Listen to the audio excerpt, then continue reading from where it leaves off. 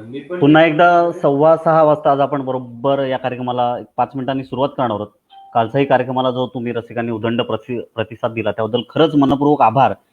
कारण का गेली हा किंबहुना एक कलावैभव पेज सुरू झाल्यापासून जे काही अनेक विविध कार्यक्रम आपण या ठिकाणी सादर करतोय त्या प्रत्येक कार्यक्रमाला तुमचा प्रचंड प्रतिसाद मिळतोय आणि अर्थातच आजच्या कार्यक्रमाला प्रतिसाद मिळणारच आहे. कारण कालपासून बऱ्याच लोकांनी पर्सनललाही विचारलंय किंवा मेसेंजरवरती आम्हाला पाठवलं की किती वाजता सुरू होणार आहे.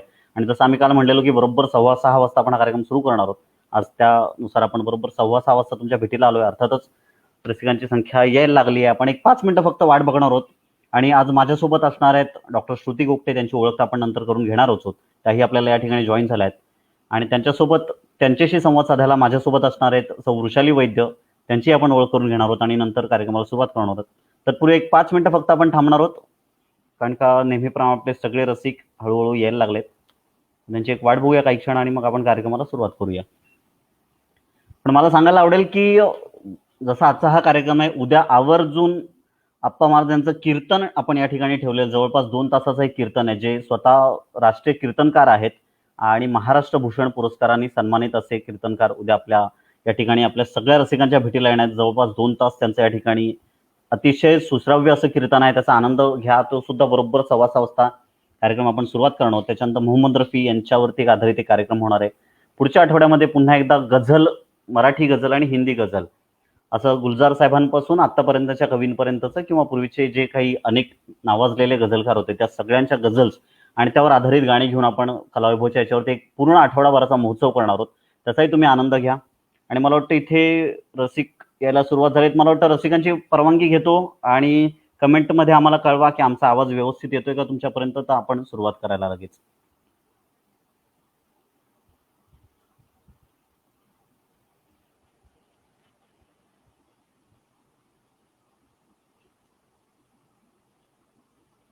चैतन्य महाराज पडाले, क्या बात आहे. म्हणजे इथेही चैतन्य आणि समोर पण चैतन्य महाराज.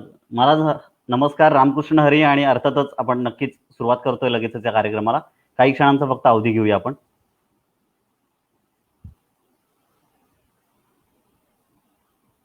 कौशल दादा, क्या बात आहे. कौशल दादा, आज तू स्वतः आहेस बघून फार आनंद वाटतोय आणि मजा येणार आहे अर्थातच. आणि आवर्जून तू वेळात वेळ काढून. हो, आम्ही सगळे व्यवस्थित आहोत.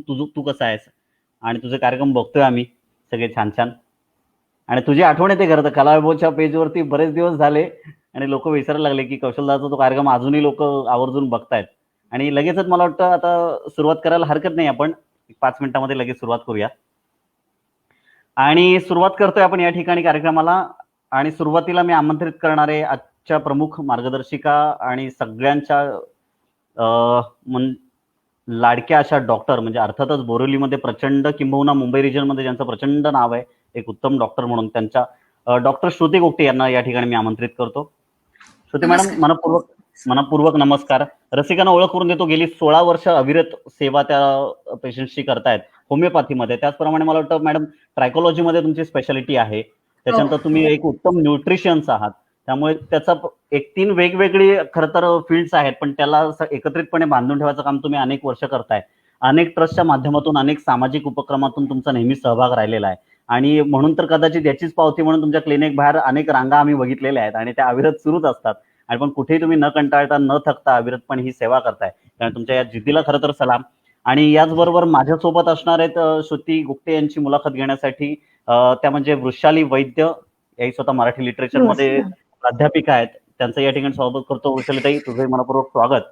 आणि आपण लगेचच कार्यक्रमाला सुरुवात करणार आहोत. अतिशय चांगली चांगली मंडळी सुरुवातीला आपल्याला पण जोडली गेली. चैतन्य महाराज आहेत, कौशलदादा जोडला गेलाय आणि इतरही लोक आता या ठिकाणी हा कार्यक्रम बघायला सुरुवात केली. तर श्रुतीताई, सगळ्यात आधी तुझ्याकडे येणार आहे की मुळामध्ये निरोगी आयुष्य हे जे आपण नेहमी म्हणतो की प्रत्येक पूर्वीच्या काळापासून आपण ऐकत आलोय की आजी आजोबांकडनं किंवा निरोगी आयुष्य म्हणजे काय, की अरे हे नका खाऊ ते नका खाऊ तर निरोगी राहाल, आम्ही बघा. तर नक्की आजच्या जगामध्ये किंवा आजच्या काळाला अनुरूप निरोगी आयुष्याची तुझी व्याख्या काय? निरोगी आयुष्य माझ्या मते हा एक ना प्रोजेक्ट आहे आणि मोठा प्रोजेक्ट आहे. आणि कुठल्याही प्रोजेक्टसाठी आपल्याला प्लॅनिंग करावं लागतं आधी, तरच तो सक्सेस होतो. त्यामुळे हा प्रोजेक्ट जर सक्सेस करायचा असेल तर आपल्याला खूप आधीपासून हे प्लॅनिंग करायला पाहिजे. त्याच्यानंतरच तो आपण निरोगी आयुष्य हे म्हणू शकतो. मग त्याच्यासाठी आधीपासून सुरुवात म्हणजे कधी, की तरुणपणापासून का? तर नाही, मी म्हणेन की त्याच्याही आधीपासून. म्हणजे लहानपणापासूनच्या सवयी खाण्याच्या किंवा किंवा जीवनशैली ही अगदी लहानपणापासून जेव्हा आपण ती अवलंबू, तेव्हा रिटायर्ड लाईफ हे आपलं केव्हाही निरोगी राहू शकेल.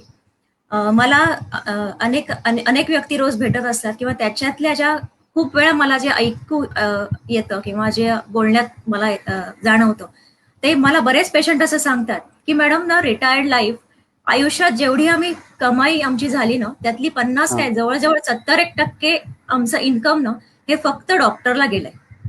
म्हणजे रिटायर्ड लाईफ नंतर चाचण्या करणं, फिजिशियन्सच्या फेऱ्या, बरोबर. हॉस्पिटलायझेशन, ट्रीटमेंट आणि एवढं करून त्याच्यातनं निष्पन्न तर काहीच होत नाहीये. म्हणजे एवढं जर तुम्ही ट्रीटमेंट आणि क्युअर आहे, तर त्याच्यात क्युअर कुठेच नाहीये. कारण गोळ्यांचे डोस रोज वाढतच जात आहेत. ज्या खरंय. आधी गोळ्या होत्या, आता इन्सुलिनवर आलात. जी बरोबर. एवढी ट्रीटमेंट करून, हॉस्पिटलायझेशन करून तुम्ही बरं कुठेच होत नाहीये. त्याचा हा सगळा खर्च जो होतोय, याच्यामध्ये शारीरिक स्वास्थ्य तर जात आहे, पण मानसिक स्वास्थ्य सुद्धा आपलं जात आहे. कारण खरंय. एक माणूस घरात आजारी पडला, की त्याचा ताण पूर्ण कुटुंबावर येतो. त्या कुटुंबातल्या लोकांची धावपळ होते, मानसिकदृष्ट्या, शारीरिकदृष्ट्या सगळ्याच वेलबिईंग आपलं बिघडतं. खरंय. त्यामुळे हे प्लॅनिंगच करणं भाग आहे, की हे आपण डॉक्टरकडे पोहोचेपर्यंतचा जो वेळ आहे आपल्या हातात, तो जर आपण व्यवस्थित प्लॅन करून त्या सवयी किंवा तसं लाईफ आखलं आपलं, तर डॉक्टरकडे जायची वेळ कमीत कमी येईल आपल्याला. बरोबर. नाही, आणि म्हणजे खरं आजच्या भाषेत सांगायचं झालं तर असं नेहमी म्हणतो ना, की एकदम छान आयुष्य जगता यावं म्हणून माणूस पैशाच्या मागे धावतो आणि एक हम्म. सर्टन पिरियड नंतर तेच पुन्हा आयुष्य टिकवण्यासाठी पुन्हा तोच पैसा खर्च करतो. मग हो. असं काहीतरी गंमत चालली आहे. आणि रसिकांना मी सांगू इच्छितो या ठिकाणी, विशालजी नमस्कार. तुम्ही इथे जॉईन झालात आणि आवर्जून सांगायचं की आजचा हा कार्यक्रम फक्त गप्पा तर आहेतच, पण तुमच्या मनातले जे काही प्रश्न असतील, कारण का मुळामध्ये लॉकडाऊनमुळे बरेच जणांना आज, कारण का साधी सर्दी जरी झाली तरी डॉक्टरकडे जायची भीती वाटते, कारण का मग पुन्हा एकदा डॉक्टर काही टेस्ट करायला सांगतील का किंवा हॉस्पिटलला पाठवतील का, अशी भीती बरेच पेशंटच्या मनात आहे. तर त्यामुळे आज इथे कुठली भीती नाहीये, इथे तुम्हाला कोणी हॉस्पिटलला पाठवणार नाहीये. तुमच्या मनातले थेट प्रश्न तुम्ही श्रुती मॅडमना विचारू शकता. तेव्हा आम्ही तुमच्या प्रश्नांची वाट तर बघतोच आहे. तत्पूर्वी मी पुन्हा एकदा वृषाली वैद्य यांना या ठिकाणी आमंत्रित करेन आणि हा पुढे कार्यक्रम आपण कंटिन्यू करणार आहोत. तसंही तुला हँड ओव्हर नमस्कार करतो डॉक्टर. आणि आपण या गप्पांना पुढे घेऊन नमस्कार. जाऊ. नमस्कार. आता आपण निरोगी आयुष्याचं महत्व सांगितलं, की आजारी पडून डॉक्टरकडे जाणं, वेळ आणि पैसा खर्च करणं आणि एवढं करून हाती काहीच न लागणं. यापेक्षा आयुष्य निरोगी कसं आधीपासून ठेवता येईल हे तुम्ही छान सांगितलं. पण माणूस निरोगी आहे हे कसं ओळखायचं? कारण तो खूप तब्येतीने चांगला दिसताना दिसतो किंवा काही खूप बारीक दिसतात. मग त्याच्यावरून आपण काही निर्णय घेतो किंवा म्हणतो. पण त्याच्यावरून आपण ठरवू शकतो का? किंवा निरोगी पण ओळखण्याची काय लक्षणं आहेत असं तुम्हाला वाटतं? काही ठोकताळे असतात ह्याच्यामध्ये, की आपल्याला झोप गाढ लागली पाहिजे पहिली. हं, त्याच्यानंतर हं. कडकडून भूक लागली पाहिजे. त्याच्यानंतर आपली अगदी. त्वचा आणि केस हे दोन्हीचा पोत हा अतिशय मुलायम असायला हवा. आणि दिवसभर जो उत्साह आहे, म्हणजे जरी आपण थकलो तरी सकाळी उठल्यावर तुम्हाला पूर्ण एनर्जेटिक वाटलं पाहिजे. या 4-5 गोष्टी हं. जर आपल्या आरोग्यात आपल्या बाबतीत घडत असतील, तर आपण समजायचं की आपण थोडंसं राईट ट्रॅकवर आहोत. निश्चितच. म्हणजे शरीराची आणि मनाची प्रसन्नता हो. आणि भूक म्हणजे आहार, निद्रा ह्या ज्या महत्वाच्या गोष्टी मानल्यात, त्या व्यवस्थित असल्या तर माणूस निरोगी आहे असं असं. म्हणायला काही हरकत नाही. हो. कारण अ, शारीरिक स्वास्थ्याबरोबर मानसिक स्वास्थ्य आणि सोशल वेलबिंग हे तिन्ही जेव्हा असेल तेव्हा आपण ते निरोगी म्हणू. फक्त फिजिकल स्वास्थ्य पण आपल्याला उपयोगाचं नाहीये. इट्स अ अगदी फिजिकल, बरोबर मेंटल आहे. And social wellbeing. तो तिन्ही अगदी बरोबर. बाबतीत आपण ते स्वस्थ असलं पाहिजे. म्हणजे आजच्या या धक्काधक्कीच्या आपल्या जीवनात म्हणजे हा लॉकडाऊनचा काळ सोडून द्या. पण एरवी जे जीवन आपलं बदललंय, त्याच्यात ह्या गोष्टी किती महत्वाच्या आहेत निरोगी राहण्यासाठी, हे आपण सांगितलं. वय आणि आजार ह्याचा काही असा विशिष्ट संबंध आहे का? कारण आपण आत्ता पण पटकन म्हणतोय बघा या काळात, की नाही त्यांचं हं, वयच झालं होतं. तर हं. असा काही एक विशिष्ट संबंध असतो का, की वय आणि आजार हे विशिष्ट वयात होतात आणि विशिष्ट वयात होत नाहीत, असं काही आहे का? असा मुळीच संबंध नाही. वयाचा आणि आजाराचा मुळात संबंधच नाही. हे ना आपण आपल्याला गृहीत धरत असतो बऱ्याचदा, की आता 40शी झाली म्हणजे मला चष्मा लागलाच पाहिजे. आता 45-50 झालं म्हणजे कंबरदुखी असणारच, गुडघेदुखी होणारच. असं अजिबात नाहीये. हे आपणच ठरवतो की हे आपल्याला आता होणार. त्यामुळे वय वाढलं म्हणून आजार झालेच पाहिजेत असं अजिबात नाही. म्हणजे आणि उलट अगदी होताच कामा नये, अजिबात होता कामा नये. बरोबर आहे. म्हणजे आधी आपण जे म्हटलात त्याचा उपयोग हा वाढत्या वयात होईल असं आपण म्हणू शकतो, की म्हणू विशिष्ट शकतो. वयात विशिष्ट आजार व्हायलाच पाहिजेत असं काही नाही. आणि म्हणून नाहीये. कधी-कधी आपण 90च्या लोकांना सुद्धा बोलताना 90चा तरुण किंवा तरुणी असं हो, संबोधतो ते हो. ह्यासाठीच असेल. आता अनेक आजार असतात. आपण सुरुवातीला सांगितलं, की डायबिटीजचे पेशंट तुमच्याकडे येतात किंवा ब्लड प्रेशर सारख्या रुग्ण तुमच्याकडे येतात. तर अशा आजारात, की जे कायमस्वरूपी माणसाला चिकटतात ते सुद्धा आणि काही कारणाने निर्माण होतात. तर अशा वेळेला काळजी कशी घ्यावी? आजार होऊच नयेत म्हणून किंवा मग झाल्यावर सुद्धा आणि मग त्याच्यावरची उपाययोजना कशी करावी? हे थोडं आम्हाला मार्गदर्शन करा. हो, जरूर. आपल्याकडे ना प्रिव्हेंटिव्ह मेडिसिन हा मुद्दाच मुळात बाजूला राहिलेला आहे. म्हणजे अगदी मेडिसिनच्या हां. अभ्यासक्रमात किंवा वैद्यकीय अभ्यासक्रमात सुद्धा ट्रीटमेंटवर भर दिलेला आहे सगळा. पण प्रिव्हेन्शन जे हो. आहे ना त्याच्यावर ही खेदनीय बाब आहे खरी, की ही त्रुटी आहे वैद्यकशास्त्रातली, की प्रिव्हेंटिव्ह मेजर्सवर आपण कधी विचारच करत नाही आहोत किंवा त्यांनी शिकवताना सुद्धा ते शिकवले गेले नाहीयेत आणि त्याच्यावर भरच दिला नाही. त्याला खूप महत्व आहे, की आजार होऊन तुम्ही धावाधाव करण्यापेक्षा आणि त्याच्यात हे करण्यापेक्षा तुम्ही आधीच अशी काळजी घ्या, की मी आजारापर्यंत पोहोचणारच नाही. या प्रिव्हेंटिव्ह हं, हं. मेजर्स आहेत हे आपल्याकडे नाहीयेत. मग त्याच्यासाठी आपल्याला अच्छा. ते लक्षात घेऊन आपली जीवनशैली तशी बदलून आपल्याला ते उपाय करावे लागतात. त्याचं महत्व नाही, त्याचं अवेअरनेसच नाही अजून लोकांमध्ये. आणि तुम्हाला एक सांगते, आता 16 वर्षामध्ये मला एकही अशा रुग्णाने किंवा माझ्याकडे येणाऱ्या पेशंट्सनी एकानेही असा प्रश्न विचारलेला नाहीये, की हे होऊ नये म्हणून आम्ही काय करावं? किंवा डायबिटीस मला अच्छा. होऊ नये म्हणून मी काय करावं? किंवा बीपीची गोळी मला लागू नये म्हणून मी काय करावं? असा एकही माझ्या स्मरणात नाही, की ज्यांनी मला विचारलं, की मी आधी काय काळजी घेऊ किंवा आधी काय करू? सगळे ना नंतर प्रश्न पडतात किंवा नंतर आपण जागे होतो. एक एक एक एक जेव्हा मागे बरोबर आहे. लागतो तेव्हा हं. आपण जागे होतो बऱ्याचदा. म्हणूनच म्हटलंय ना, prevention is better than cure. Better than cure. पण हां, आपल्याकडे तो विचार केला जात नाही. एखादं दुखणं झाल्यावरच आपण डॉक्टरकडे जातो आणि ते म्हणजे लवकर बरं व्हावं यासाठी प्रयत्न करतो. बरोबर. पण मग प्रिव्हेंटिव्ह मेडिसिनचं काय महत्व आहे? किंवा ती प्रिव्हेंटिव्ह मेडिसिन्स काय असू शकतील असं? प्रिव्हेंटिव्ह मेडिसिन पेक्षा ना प्रिव्हेंटिव्ह मेजर्स म्हणजे आपल्याकडे अनेक अशा ब्लड टेस्ट आहेत किंवा ज्याच्यावरनं आपल्याला भविष्यातले धोके ओळखता येतात. उदाहरण द्यायचं झालं तर समजा एखाद्याला 50व्या वर्षी डायबिटीस डिटेक्ट होतो. पण मग तो जो हं, हं. 50व्या वर्षी त्याची शुगर किंवा ते डायग्नोसिस डायबिटीसचं होतं, मग तो डायबिटीसची हं. सुरुवात कधी झालेली असते? ती काय 49व्या वर्षी अच्छा. झालेली नाहीये. त्याच्या शरीरात तो डायबिटीस 35 वर्षापासून म्हणजे 35व्या वर्षापासून त्याची सुरुवात होते. 15 वर्ष तो तुमच्या शरीरामध्ये घर करून असतो. आणि जेव्हा आपलं बापरे! हां. शरीर त्याच्याशी सामना करायला अक्षम होतं, तेव्हा हं. डायग्नोसिस तेव्हा होतं खरं. म्हणजे तेव्हा ते एक्सप्रेशन रोगाचं आहे ते तेव्हा येतं. 15 वर्ष हो. तुमचं शरीर प्रयत्न करतंय. बॉडी विजडम म्हणून जो भाग आहे तो आपण पुढे बघणार आहोत. हां, हां. 15 वर्ष हो, तुमचं हो. शरीर झटतच आहे त्याच्याबरोबर. पण बरोबर. फास्टिंग इन्सुलिन आता डायबिटीसच्या बाबतीतली एक टेस्ट मी सांगते, की ही टेस्ट कोणीच करत नाही आणि ह्या टेस्टला महत्वही दिलं गेलेलं नाही. हे अजून मला उमगलेलं नाही, की ही टेस्ट का सांगत नाहीत करायला. फास्टिंग इन्सुलिन ही एकमेव अशी टेस्ट आहे, की ज्याच्यावरून आपल्याला डायबिटीसचा संभाव्य धोका आधी 10 वर्ष ओळखता येतो. वाह! वाह! फास्टिंग म्हणजे इन्सुलिनची रिडिंग हां, हां.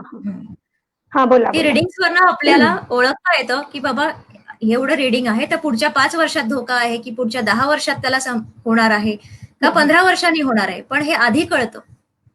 ह्याला प्रिव्हेंटिव्ह मेजर्स म्हणते मी, की ह्या प्रिव्हेंटिव्ह काही चाचण्या असतात, की त्या जर आपण अवेअर होऊन किंवा आपण केल्या आधीच, तर खूप काही हं, गोष्टी हं. आपण आपली आजारपणं टाळू शकतो. किंवा आपल्या हातात ही हो. मधली जी 10-15 वर्ष असतात, त्या रोगापर्यंत पोहोचण्यासाठी ती 15 वर्ष आपण युटिलाइज करू शकतो. असं आहे. नक्कीच, नक्कीच. मग हम्म. या प्रिव्हेंटिव्ह मेजर्सचा अवेअरनेस निर्माण व्हायला पाहिजे, असं आपल्याला हम्म. वाटतं. आणि हे असं खरंच वाटतं. खूप छान तुम्ही आता सांगितलंत आणि या माध्यमातून लोकांना आपण हे नक्कीच सांगू इच्छितो. कारण डायबिटीज सारख्या या रोगाशी आपला देशच खूप झुंजतोय असं आपल्या निदर्शनास आलेलं आहे आणि तुम्ही हा जो उपाय सुचवलाय प्रिव्हेंटिव्ह मेजर हा खूपच विचार करण्यासारखा आहे. तर आता आपण ह्याचं उत्तर देताना म्हणालात की बॉडी विजडम हा एक शब्दप्रयोग आपण केलात आणि हल्ली तो ऐकायलाही येतो आहे अनेक माध्यमातून. पण लोकांना हे नक्की कळत नाही की बॉडी विजडम म्हणजे काय. तर म्हणजे आपण काय? थोडा ह्याच्यावर प्रकाश टाका. हा. हो हो. बॉडी विजडम याचा अर्थ आपल्या शरीराची सेल्फ रिपेअरिंग मेकॅनिझम.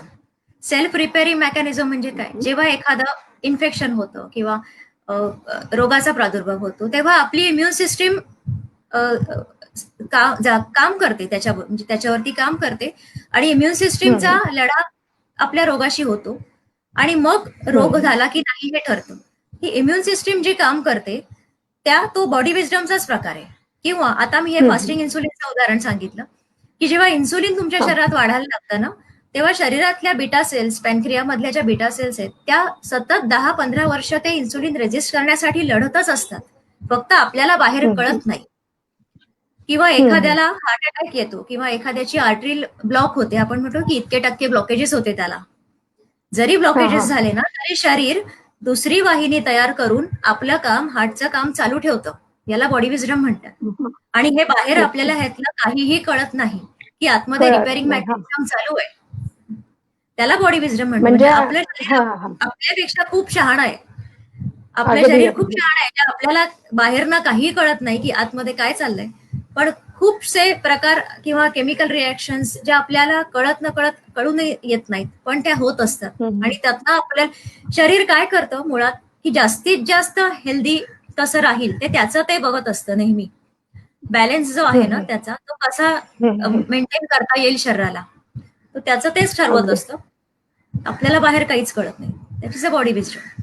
म्हणजे मानवी शरीर म्हणजे खरंच एक चमत्कार आहे. विजडम हा शब्द छानच वापरलाय की शरीरच खूपच स्वतःला मेंटेन करत असतं. फक्त आपल्याला ते बाहेर कळून येत नाही. आणि म्हणून हा खूपच छान शब्द आहे बॉडी विजडम आणि तुम्ही छान प्रकाश टाकलात की शरीरच खरं तर खूप उपचार करत असतं आणि ते अशक्य झाल्यावर आपल्याकडे पूर्वापार आपल्याकडे एक पद्धत आहे डॉक्टर की ताप आला की आपण असं म्हणतो एक सामान्य माणूस की ताप आला म्हणजे काहीतरी शरीरात थोडंफार दुखणं निर्माण झालंय किंवा काहीतरी विषाणू जीवाणूचा प्रादुर्भाव झालेला आहे. तर त्याचं हे वेअर अँड टेअर शरीर करत असतं. आणि बॉडी विजडम म्हणजे हेच असं आपण सांगितलं. पण कधी कधी बोल. एक छोटासा प्रश्न येतोय म्हणजे आता जसं आपण मगाशी म्हणाल की रसिकांचे प्रश्न यायला सुरुवात झाली आहे त्याचा श्रुती मॅडम एक फार खरं तर छोटा प्रश्न आहे पण अतिशय मला वाटतं महत्वाचा होऊ शकतो तो. कारण का सध्याच्या हे जे आजार चाललेले आहेत किंवा सर्दी असेल किंवा मुळामध्ये आपण म्हणतो की सर्दी खोकल्याकडे तसं दुर्लक्ष केलं जातं. पण काय म्हणतात की आपली इम्युनिटी कुठेतरी अफेक्ट व्हायला लागते त्याचं पहिलं उदाहरण म्हणजे सर्दी किंवा आपलं शिंक येणं हे असतं. तर त्याबद्दल एक विशाल सुरावकर म्हणून विचारतात की वाफ कशी घ्यावी आणि त्याबद्दल मार्गदर्शन करावं. कारण का ह्याच्यामध्ये पण जरी समज आहेत की कोणी सांगतं की ते काही टॅबलेट्स टाकून घ्या किंवा बरेच प्रकार आहेत. तर तुम्ही प्लीज. बरोबर. साध्या गरम पाण्याची वाफ घ्यायची आहे आपल्याला आणि ती कशी घ्यायची तर जे लोक घरी आहेत त्यांनी दिवसातनं एकदा घ्यायची. जे बाहेर पडणार आहेत जे घरी आहेत किंवा छोट्याशा कामासाठी बाहेर पडायला लागतंय त्यांनी 2दा घ्यायची. जे ऑफिसला जात आहेत किंवा जे जास्त वेळा बाहेर पडतायत ऑफिसला जात आहेत त्यांनी 3 ते 4 वेळा ही वाफ घ्यायची. आणि जे जास्त लोकांच्या संपर्कात येतात म्हणजे रिसेप्शनिस्टचा जॉब आहे किंवा हॉस्पिटलमधला जॉब आहे तर त्यांनी दर 2 तासांनी ही वाफ घ्यायची. आणि स्टीमर असेल तरी चालेल. आपल्याकडे वेपोरायझर मिळतो, स्टीमर मिळतो. हल्ली सगळीकडे केमिस्टकडे हे अवेलेबल आहेत उपकरण त्यांनी घ्यायची. पण त्याच्यामध्ये पण मॅडम की आज ह्याच्यामध्ये की बरेच हॉस्पिटल्समध्ये आपण असं बघतो की लहान मुलांसाठी ते एक वेगळं छोटंसं इन्स्ट्रुमेंट असतं की ज्याच्यामधनं वाफ दिली जाते किंवा बरेच जणांचं असं समज आहे की आपण नॉर्मल विक्स वेपर टाकलं तर काहींना त्याचा त्रास होतो किंवा असं काही एखादं सोल्युशन आहे का की ज्याच्यामध्ये की बाबा ते सर्वसामान्य सगळ्यांना चालू शकेल किंवा असं कुठलं मेडिसिन आपण त्याच्यामध्ये यूज करू? मेडिसिन पेक्षा एक तर प्लेन आपलं हॉट वॉटर जे साधं गरम पाणी त्याच्यामध्ये फार तर निलगिरीचे 2 ड्रॉप्स टाकू शकतो. बाकी कुठलंही औषध आणि हे टाकायची गरज नाही. ओके. कुठल्या गोळ्या टॅब्लेट्स टाकायची गरज नाही. ओके. मला वाटतं विशालजी नुसत्या पाण्याची कथा अर्थातच नुसत्या पाण्याची आणि फक्त निलगिरीचा आपण टाकू शकतो. आणि निश्चित पुन्हा एकदा आपण प्रश्न उत्तरांकडे वळणार आहोत. पण मला या अनुषंगाने एक विचारायचं की आता पुढच्या प्रश्नांकडे श्रुती मॅडम आपण जाणार आहोत, पण अतिशय महत्वाचं की आता सध्या हे चाललंय की आता पुन्हा एक प्रश्न आलाय, आपण लगेचच मला वाटतं तो घेऊया. की ब्रेथिंग प्रॉब्लेम होत आहे फ्रॉम लास्ट 7 डेज, वाफेमुळे हेल्प होऊ शकते का किंवा काय करू शकतो, याच्यावरती काय मार्गदर्शन करू शकतो आपण? नाही, वाफेमुळे मदत होईल त्यांना, पण जर ब्रिदिंग प्रॉब्लेम असेल तर पहिलं त्यांनी ऑक्सिमीटरनी त्यांची ऑक्सिजन लेवल चेक करावी. हे अतिशय महत्वाचं आहे करणं. ती लेवल किती आहे हे त्यांनी मॉनिटर करावं आणि त्यांनी घरात 10 मिनिटं चालून परत लेवल मॉनिटर करावी. एक रेस्टिंग फेजला आणि एक चालून अशी मॉनिटर करावी. त्या 2 रिडिंग मधला फरक किती आहे हे मॉनिटर करून त्यांनी डॉक्टरना भेटणं. जर ब्रिदिंगला त्रास होत असेल तर it's always better to go to a right physician, पण कारण हे अंगावर काढून चालणार नाही. बरोबर, पण मला सांगा मॅडम की जर सपोज आता, कारण का प्रत्येक ठिकाणी आता इझिली ऑक्सिमीटर म्हणजे मेडिकलमध्ये जाऊन घ्यायला लागेल, किंवा जर असं नसेल तर त्याचे साधारण सिम्पटम्स कुठली, की बाबा अशा पद्धतीचा त्रास होत असेल तर तुम्ही ही काळजी घेतली पाहिजे, कारण का जसं ते म्हणाले की श्वास घ्यायला त्रास होतोय, पण त्याच्यामध्ये पण काही अशी लक्षणं असतील की बाबा ज्याच्यावरती आपण खरंच हायलाईट केलं पाहिजे, तर असं काही सांगू शकाल का? हो, लक्षणं खूप आहेत, पण प्रत्येकाच्या बाबतीत ही लक्षणं वेगवेगळी येत आहेत. असं कोणाला घशात खवखव होते, कोणाला थ्रोट इन्फेक्शन होतंय, कोणाला फक्त इरिटेशन होतंय, कोणाला ड्राय कफ आहे, कोणाला सायनसचं हेडेक आहे, कुणाला स्टमक अपसेट होतो, कुणाला फिवर आहे, कुणाला नाहीये. हे सगळे वेग सिम्पटम्स येत आहेत खूप. त्यामुळे जर ब्रिदिंगला होत असेल त्रास तर त्यांनी लगेच काळजी घ्यायला पाहिजे. पहिलं रिडिंग घ्यायला पाहिजे ऑक्सिमीटरचं, किंवा त्यांनी त्यांच्या फॅमिली डॉक्टरकडे जाऊन ते रिडिंग घेऊ शकतात, कारण आज प्रत्येक डॉक्टरनी ऑक्सिमीटरची सोय ठेवलेली आहे. बरोबर. त्यामुळे ऑक्सिजन लेवल कळली पाहिजे खरी काय आहे ती त्यांची. आणि जसं मी मगाशी म्हणत होतो की त्या प्रश्नाकडे येणार होतो की आता हे असे प्रश्न यायला लागलेत की कारण का आता खऱ्या अर्थाने कुठेतरी लोकांना, जसं आपण म्हणत होतो की precaution is better than cure, तर आता कुठेतरी त्याची जाणीव व्हायला लागली की पूर्वी आता मला वाटतं की हार्डली कोणीतरी बाहेरून आल्यानंतर हात वगैरे धुत असतील, पण आज ते मला वाटतं याच्या पुढच्या येणाऱ्या काळामध्ये किती गरजेचं आहे हे आता असं कुठेतरी पटायला लागलंय. त्यामुळे अशा छोट्या छोट्या गोष्टी आहेत, तर त्या अनुषंगाने की बाबा हे आजार होऊच नयेत म्हणून आपल्या दैनंदिन जीवनशैलीमध्ये अशा कुठल्या गोष्टी करता येऊ शकतात, की जसं आता हे हँडवॉश करणं आहे किंवा बाहेर आल्यानंतर पाय धुणं आहे, तर त्याचबरोबर किंवा एखादी गोष्ट आपण खातो किंवा खात नाही, तर प्रत्येकाच्या ह्याच्याप्रमाणे अशा छोट्या छोट्या गोष्टी की ज्या आपण, किंवा घरगुती काही असे उपचार असू शकतात की बाबा जसं तुम्ही म्हणालात की निलगिरीचे 2 ड्रॉप टाकले तरी फार चांगला रिलीफ मिळू शकतो, तर अशा बाबतीत काय मार्गदर्शन कराल? आत्ताच्या करंट सिच्युएशनला बघायचं झालं, आणि आता हा कोविड असा आहे की तो आपल्याबरोबर राहणार आहे. 2 महिन्यांनी कोविड गेला अशी स्थिती येणार नाहीये. म्हणजे 2021 मध्ये सुद्धा आपल्याला थोडंसं फेस करावंच लागणार आहे कोविडला. त्यामुळे कोविड अगेन्स्ट आपली इम्युनिटी वाढवणं, आपली इम्युनिटी बूस्ट करणं हाच आपल्या हातात एकमेव उपाय आहे की आपल्या ब्लडमध्ये त्याच्या अँटीबॉडीज तयार होतील. त्याच्यासाठी मेजर्स जे सांगितलेत ते एक तर हँडवॉश विथ सोप, नुसता हँडवॉश नाही, हँडवॉश विथ सोप. त्याच्यानंतर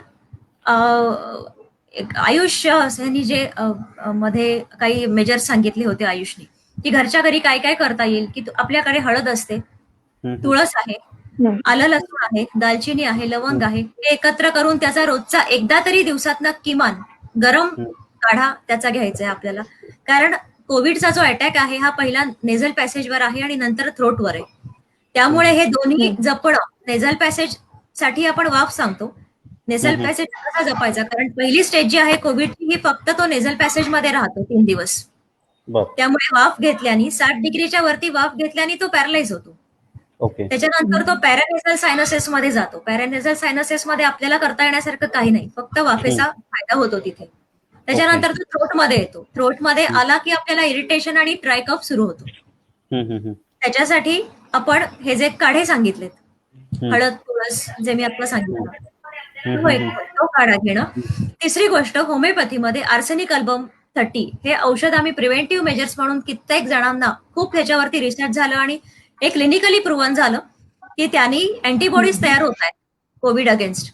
आणि ह्या औषधांनी खूप उत्तम काम केलेलं आहे आणि वंडर्स झालेले आहेत या औषधांनी, की बऱ्याच जणांना त्याची लागण झालेली नाही. म्हणजे जे पोलीस डिपार्टमेंट आहे, त्या पोलीस डिपार्टमेंटला जवळजवळ सगळ्या पोलीस डिपार्टमेंटला हे औषध पुरवलं गेलं होतं, किंवा सैनिक आहेत, आर्मी ऑफिसर्स आहेत, त्या सगळ्यांना हे पुरवलं गेलं होतं आणि त्यांना ती लागण झाली नाही.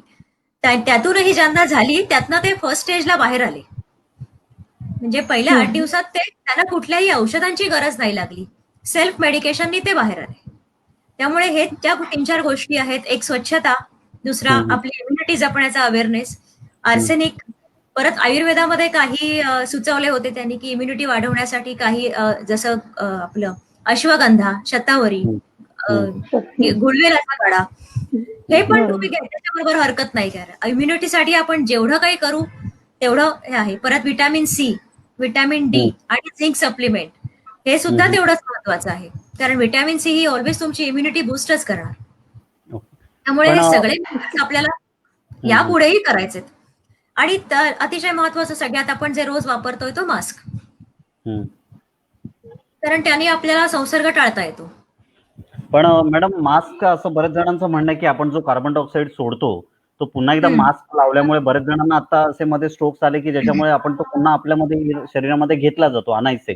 तर अशा पद्धतीत मास्क वापरण्याची पण एक वेगळी दिशा कळली पाहिजे लोकांना असं मला वाटतं. तर त्या बाबतीत जरूर मार्गदर्शन करावं. आपण जे मास्क वापरतो ना ते शक्यतो कॉटनचेच असावेत. म्हणजे जे लेयर्स असतात मास्कमध्ये ते कॉटनचे असावेत, जेणेकरून त्यात घाम शोषला जातो. सिंथेटिक मटेरियलचे मास्क जेव्हा आपण वापरतो ना त्याच्यामध्ये ते अनइझी होतात किंवा बोलताना किंवा त्याच्यात घाम शोषला न जातामुळे त्याच्यामध्ये एक अनइझी होतं आपल्याला. फिल्टर्ड मास्क जे असतात, फिल्टर याचा अर्थ कॉटनचे, हल्ली फिल्टर मास्क पण येतात, पण ते शक्यतो आपण जर लागण झाली असेल तर ते फिल्टर्ड मास्क आपण वापरत नाही. कारण त्या फिल्टर मधनं बाहेरची हवा सुद्धा आत येते बऱ्याचदा. त्यामुळे पण एक जनरल वापरताना कुठलेही मास्क वापरले तर चालतील. मास्क वापरण्याची पद्धत म्हणजे जेव्हा आपण मास्क ऑपरेट करतो ना तेव्हा त्या मास्कला कुठेही आपण पुढे हात नाही लावायचा आहे. मास्कचे जे बंद आहेत ते बंद आपण कानामध्ये अडकवतो. कुठेही मास्कला एकदा मास्क घातल्यावरती कुठेही आपण पुढे स्पर्श नाही करायचा आहे मास्कला. आणि जेव्हा आपण मास्क काढतो तो कुठेही न ठेवता कुठेतरी टाकला, कुठेतरी धुळीत टाकला किंवा असं न करता एका प्लास्टिकच्या पिशवीत तो ठेवायचा, जेणेकरून तो परत वापरताना आपल्याला तो कुठल्याही सरफेसवर ठेवलेला आपण घेतला नाही पाहिजे. किंवा तुम्ही दिवसभर बाहेर असाल तर तुम्ही 2 ते 3 मास्क तुमच्या बरोबर कॅरी करा की जे तुम्हाला 4 तासांनी बदलता येतील. अच्छा, ही काळजी मास्कची घ्यायला पाहिजे. वृषाली. हा, आता आपण कोविडच्या संदर्भात चर्चा केली. अनेक प्रश्न आला होता की वाफ कशी घ्यावी आणि त्याच्यामध्ये काय काय वापरावं. तर या काळामध्ये अशा अनेक सूचना असलेल्या पोस्ट व्हायरल होत आहेत. काय औषध पाणी घ्यावं असं, आणि त्यातल्या काही फेक असतात, काही उपयुक्त असतात, कधी कधी त्यांची दिशाही चुकत असते. तर असंच म्हणता येईल की उपचारांची दिशा अशी कधी चुकते का, किंवा ती कशी चुकते आणि मग त्याचा काय प्रादुर्भाव होतो? मी 2-3 उदाहरणं देते, त्याच्यावरून आपल्या लक्षात येईल की आपण प्रत्येक जण या स्टेजमधनं एकदा ना एकदा तरी गेलेलो असतो. एखाद्याला ना रिनल कॅल्क्युलसचा समजा त्रास आहे. रिनल कॅल्क्युलस म्हणजे किडनी स्टोन, लोकल लँग्वेज मध्ये म्हणायचं तर किडनी स्टोन. जेव्हा डॉक्टरकडे जातो तेव्हा आपण साधारण त्याला मिळणारे उपाय काय असतात की झालेला स्टोन जो आहे तो लेझरनी क्रश करणे किंवा दुसरा वॉटर थेरपी आहे किंवा अशी औषधं की तो स्टोन विरघळून निघून जाईल. किंवा हे झाले एक कॉमन उपचार. पण प्रॉब्लेम कुठे आहे? उपचार हे कारणावर व्हायला पाहिजेत, सिम्पटम्सवर नाही. आणि बरेचसे आपले उपचार ना हे सिम्पटम्सवर होतात, कारणावर होत नाही, कारणावरती होत नाही. तर या स्टोन होण्याचं जे कारण आहे, जी बॉडीची टेंडन्सी आहे की स्टोन का झाला, त्यात काय बिघाड झालेला आहे त्या लेवलमध्ये की तो स्टोन व्हावा, त्याच्यावर जेव्हा आपण काम करू ना तेव्हा हा खरा क्युअर झाला असं म्हणू शकेन मी. किंवा साधी आपल्याला बीपीची गोळी लागते, पण ब्लड प्रेशर हे फिजिओलॉजी बघितली ब्लड प्रेशरची, तर ब्लड प्रेशर म्हणजे काय की तुमच्या रक्तवाहिन्यांना आलेलं हार्डनिंग किंवा त्यांच्या वॉलला आलेला काठिण्य. रक्तवाहिन्याच्या भिंती ज्या आहेत त्या जाड होतात. त्या जाड झाल्यामुळे जो ब्लड फ्लो असतो त्याला डबल वेगाने तो ब्लड फ्लो आपल्या वाहिन्यांमधनं जातो. आणि त्या वेगामुळे जे हार्टला पंपिंग करावं लागतं, दुप्पट वेगाने पंपिंग जे करावं लागतं, त्याच्यामुळे वाढणारा जे प्रेशर आहे दॅट इज ब्लड प्रेशर. जेव्हा ब्लड प्रेशरची गोळी आपण जेव्हा घेतो तेव्हा ती हार्डनिंग वरती काम नाही करत आहे. ती तुमची वेसल किंवा ब्लड वेसल आहे ती फक्त डायलेट करणार आहे 6 तासासाठी. पण कारण काय आहे की त्या रक्तवाहिन्याचं झालेलं हार्डनिंग मग काम कुठे करायला हवं, ते हार्डनिंग वर करायला हवं, जे होत नाही. गोळी काम करते पण गोळी डायलेट करते, तुमचं कारण नाही जाते त्यातनं. किंवा म्हणजे अॅनेमिया कारण अॅनेमिया तसंच राहतं. कारण तसंच राहतं आणि हा. उपचार जे आणि होतात मूळ ते उपचार होत नाही. सिम्पटम्सवर हा होतात. सिम्पटम्सवर उपचार होतात. हा मग हा. आता बरोबर. हिमोग्लोबिनची गोळी मग घेतात बरेच जण, हिमोग्लोबिन वाढवण्यासाठी, हा आयन वाढवण्यासाठी. पण गोळ्या घेऊन हा आयन असं नुसतं नाही वाढत. म्हणजे कित्येक लोक वर्षानुवर्ष गोळ्या घेतात, पण आयन वाढत नाही, कॅल्शियम वाढत नाही. आयन हम्म. तयार होण्याची, हिमोग्लोबिन तयार होण्याची जी प्रोसेस आहे ना, त्याच्यात बिघाड झालाय का ते शोधून काढायला पाहिजे. तर हा तो हा. फायदा होणार आहे. असं आहे. म्हणजे इथे ती दिशा मी तशी मध्ये चुकून जाते. थोडं इंटरप्ट करते डॉक्टर तुम्हाला. मग होमिओपॅथीमध्ये या हम्म. असे जे रोग आहेत, आपण ब्लड प्रेशरचं आता उदाहरण दिलं किंवा डायबेटीस हम्म. सारखा आयुष्यभर पुरणारा रोग आहे किंवा ही व्हिटॅमिन डिफिशियन्सी आहे, तर हम्म. होमिओपॅथीमध्ये ते समूळ रोग नाशन करणं हा होमिओपॅथीचा मुख्य उद्देश आहे का? आणि तशी औषध योजना, उपचार पद्धती आहे का? हो हो. होमिओपॅथी हे मुळात कारणावरच काम करणारी पॅथी. जे कारण आहे रोगाचं त्याच्यावरच काम करणारी ही पॅथी आहे. आणि त्याच्याबरोबर हे जे सप्लिमेंट्स मी म्हटले ना, तर ज्याला ती गरज आहे सप्लिमेंट त्याने जरूर घ्यावेत. पण ते सप्लिमेंट लागू पडण्यासाठी तुम्हाला जे काय मधला जो भाग आहे ना, हा की ऍब्झॉर्प्शन हा एक वेगळा मुद्दा असतो. नुसती गोळी घेणं आणि ती शरीरात ऍब्झॉर्ब होणं हा वेगळा भाग आहे.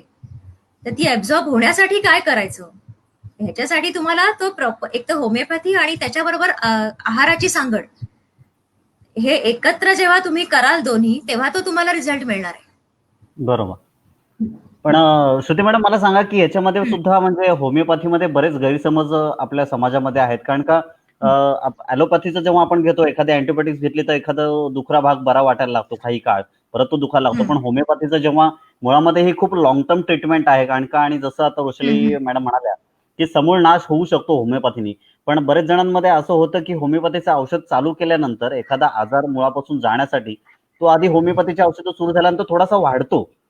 तर त्याच्यामुळे बरेच लोकांना असं वाटतं की अरे बापरे, होमिओपॅथी चालल्यानंतर आपल्याला अजून जास्त त्रास व्हायला पाहिजे. तर त्या निमित्ताने पण आपण आता या विषयावरती बोलतोच आहे की दिशा कशी चुकते, तर ही कदाचित अशी पण चुकते. कारण का होमिओपॅथीचं बरोबर. कामच असं आहे की ते पहिले वाढवून मग हळूहळू ते क्युअर होत जातं. तर याबद्दल पण जरा मार्गदर्शन करावं. हो.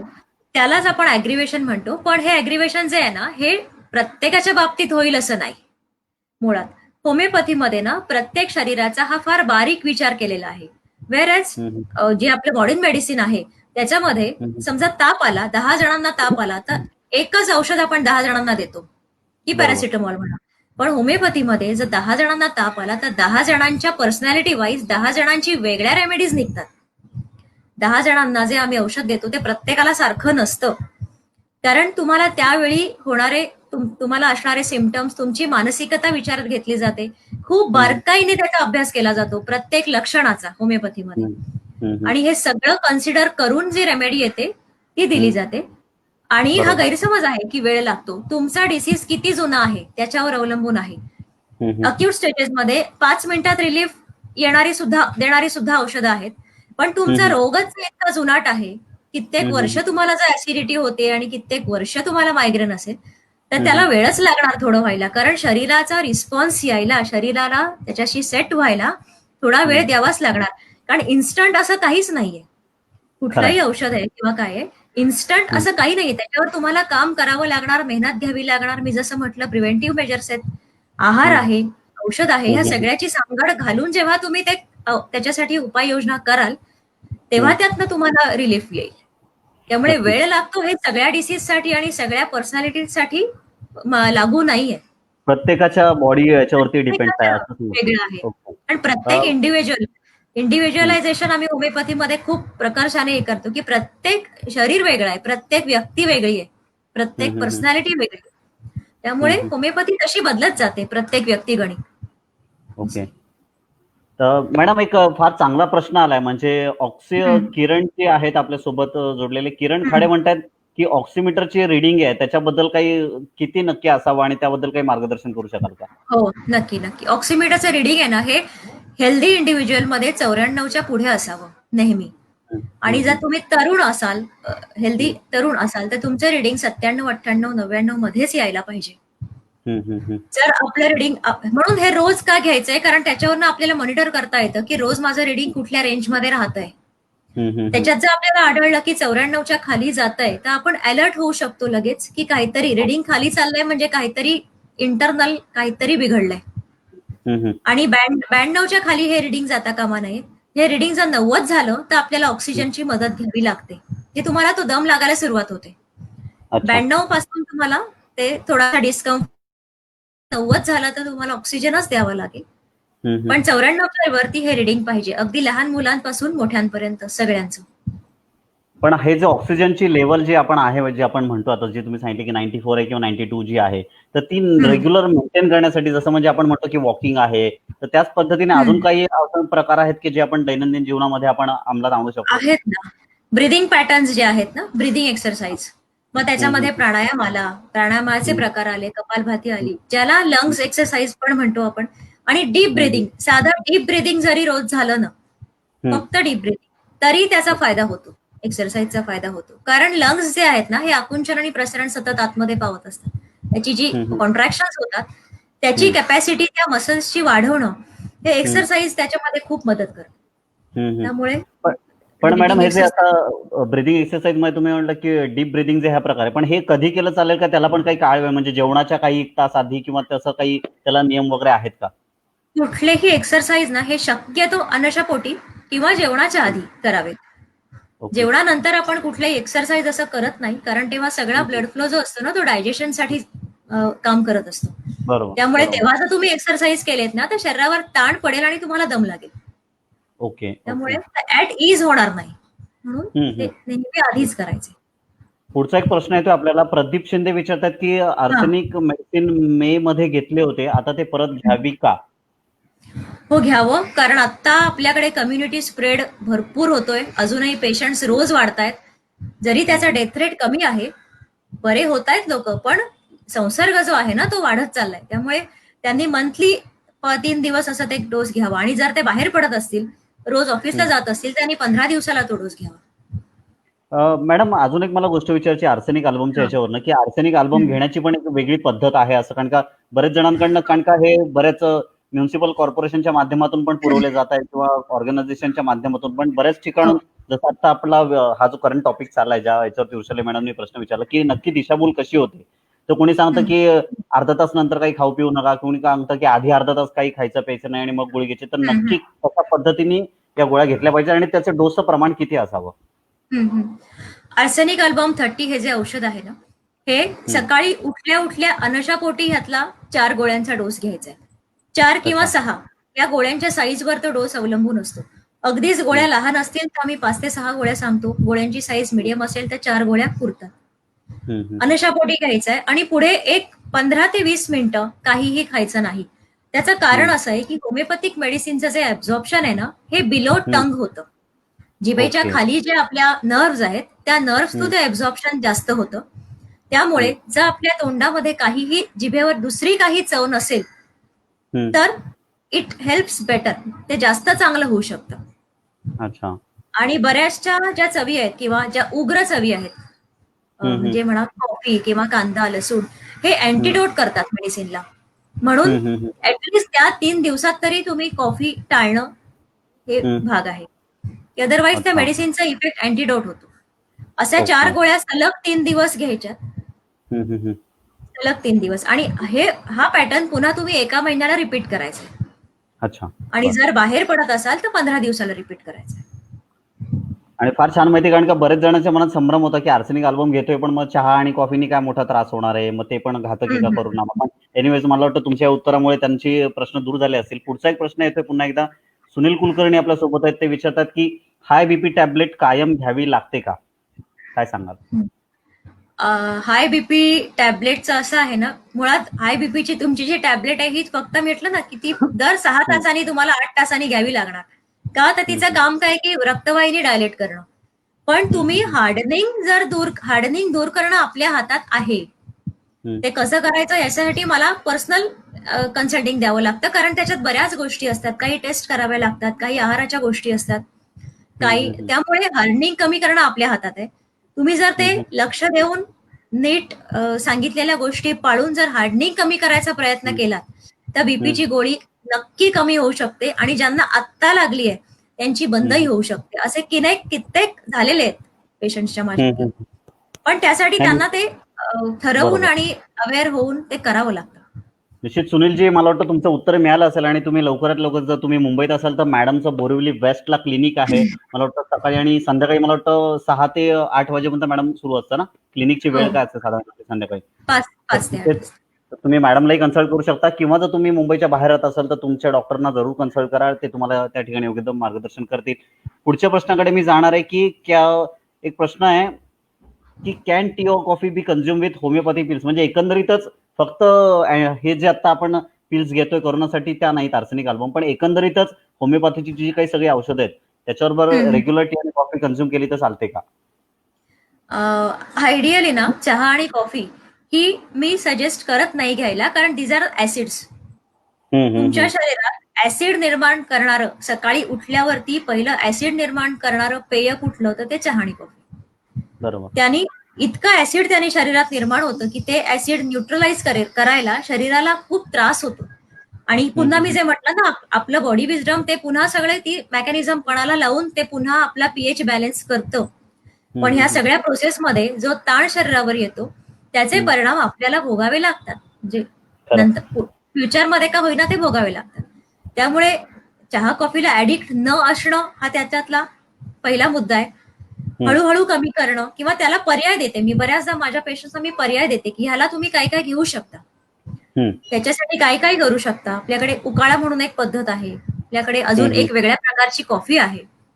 तर ह्यांनी त्या सवयी तुम्ही हळूहळू सोडवल्या पाहिजे, कारण ह्यांनी शरीरामध्ये चांगलं काहीच घडत नाहीये ह्या पेयांनी. उलट तुमचं जात आहे तर 1 कप कॉफी 1 कप चहा तुमचं त्या दिवसाचं कॅल्शियम आणि आयर्न नष्ट करताय. त्यामुळे भले तुम्ही कितीही चांगल्या गोळ्या घेताय, पण जोपर्यंत तुम्ही हे अडथळे आहेत ना आपले, ते जोपर्यंत दूर होत नाहीत ना, तोपर्यंत तुमचं ऍब्झॉर्प्शनच होणार नाहीये, अन्नाचं पण आणि गोळ्यांचं पण. आणि ऍब्झॉर्प्शन जर झालं नाही तर तुम्हाला रिझल्ट नाही मिळणार आहे त्याच्यात. बरोबर. त्यामुळे हे अडथळे, ऑब्स्टॅकल्स आहेत ही सगळी. होमिओपॅथी बरोबर कॉफी अँटीडोट करतं, म्हणून आम्ही नाही सांगतो कॉफी घ्यायला. पण अदरवाईज ह्या सवयी जेवढ्या लवकर कमी करून सुटतील तेवढा तुम्हाला रिझल्ट चांगला येणार. पण याच्यावरती ग्रीन टी हा कितपत चांगला उपाय आहे, किंवा ग्रीन टी पेक्षा सुद्धा मी म्हणेन की घरगुती जसं तुळशीचा काढा वगैरे तुम्ही सांगितलं, तर अशा पद्धतीचा एखादा, म्हणजे जो आपलं इम्युनिटी पण वाढवायला उत्तम होऊ शकेल अशा पद्धतीचं काही पेय एखादं तुम्ही सजेस्ट करू शकाल का? हो, आता जे मगाशी सांगितलं ना, हळद, तुळस, दालचिनी, लवंग, ज्येष्ठी मध, एवढं जरी उकळून घेतलं पाण्यात आपण तरी ते खूप उपयोगी आहे. हे सगळं अँटीऑक्सिडंट्स आहेत, म्हणजे याचा तुम्हाला खूप फायदा होतो शरीराला.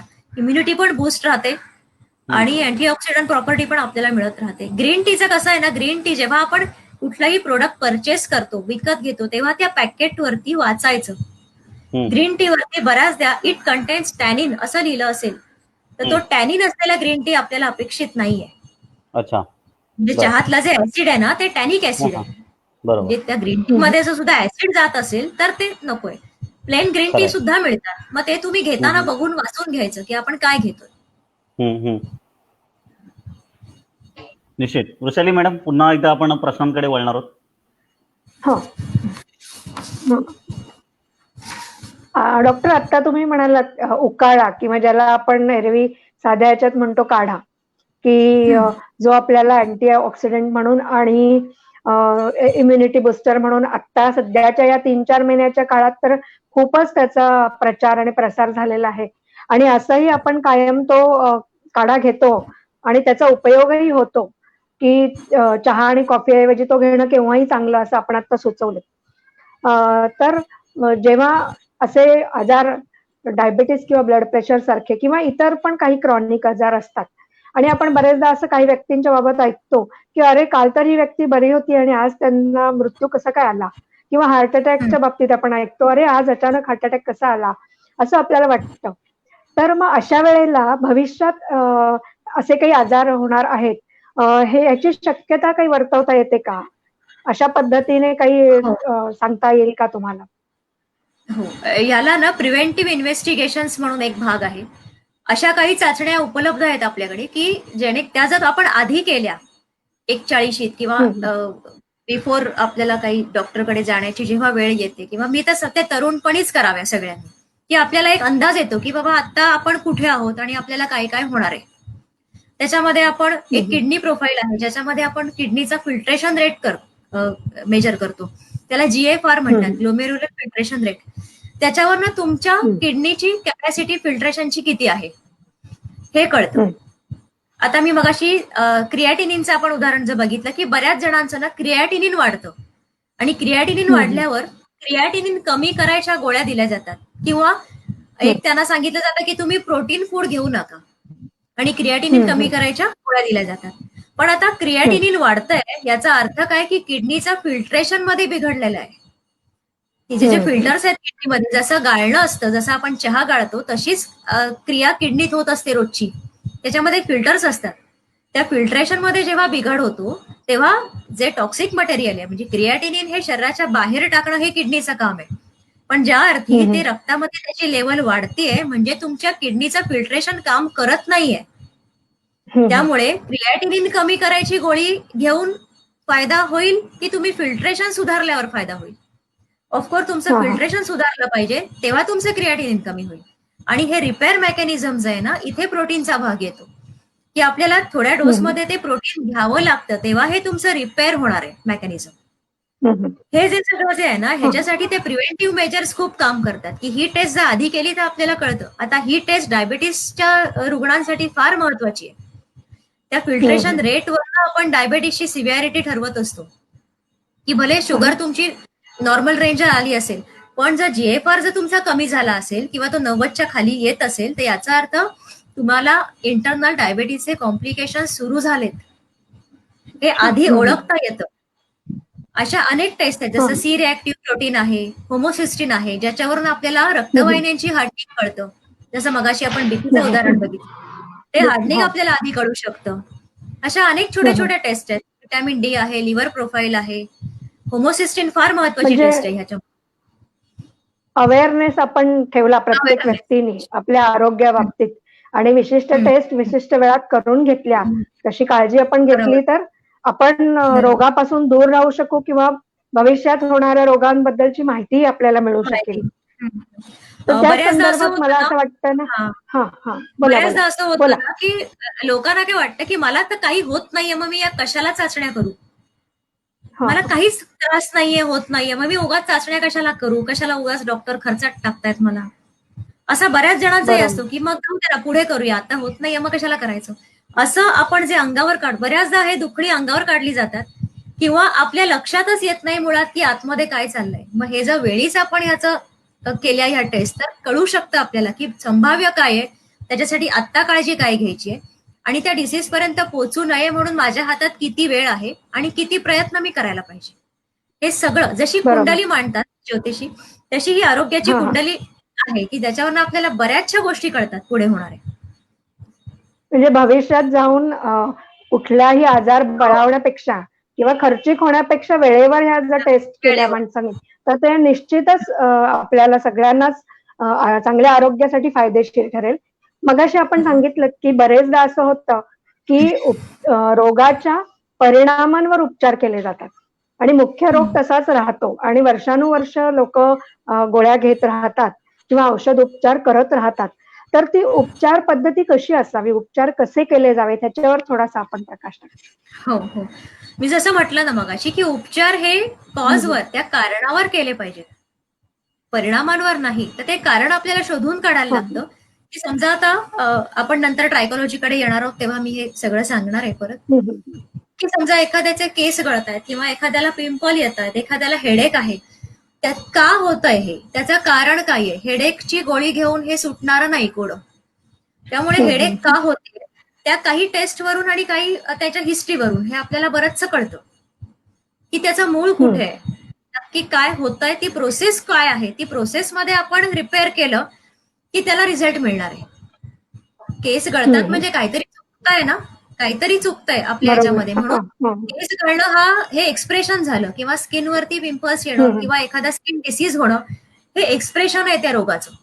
पण मग ते का होतंय हे शोधून काढणं, त्या शोधून काढण्यासाठी मी म्हटलं ज्या टेस्ट आहेत त्या टेस्ट आणि त्या पेशंटची हिस्ट्री हे दोन्ही कंबाईन करून आपल्याला ते शोधून काढता येतं की नक्की कुठे बिघडतंय आणि त्या दृष्टीने आपले उपचार सुरू झाले की मग जसं गणितामध्ये कशी स्टेप बरोबर आली की उत्तर बरोबर येतं, तीच प्रोसेस आहे. तुमची स्टेप चुकली तर उत्तर चुकणार. म्हणजे प्रथम मुळाकडे जाणं एखाद्या दुखण्याच्या परिणामांकडनं मुळाकडे जाणं आणि मग स्टेप बाय स्टेप उपचार करत येणं, अशी उपचार पद्धती असावी असं आपलं म्हणणं आहे. आणि आपल्याकडे असं म्हटलं जातं की अन्न हे पूर्ण ब्रह्म. आत्ता आपण उपचाराच्या संदर्भात पण ते सांगितलं की मुळाकडे जाणं आणि परिणामांचा विचार करून उपचार करणं. तर सगळ्यात महत्वाचं काय असतं तर अन्न सेवन पद्धती. अन्न मला सेवन वाटतं वैशाली पद्धतीवर आपण बऱ्याच गोष्टी.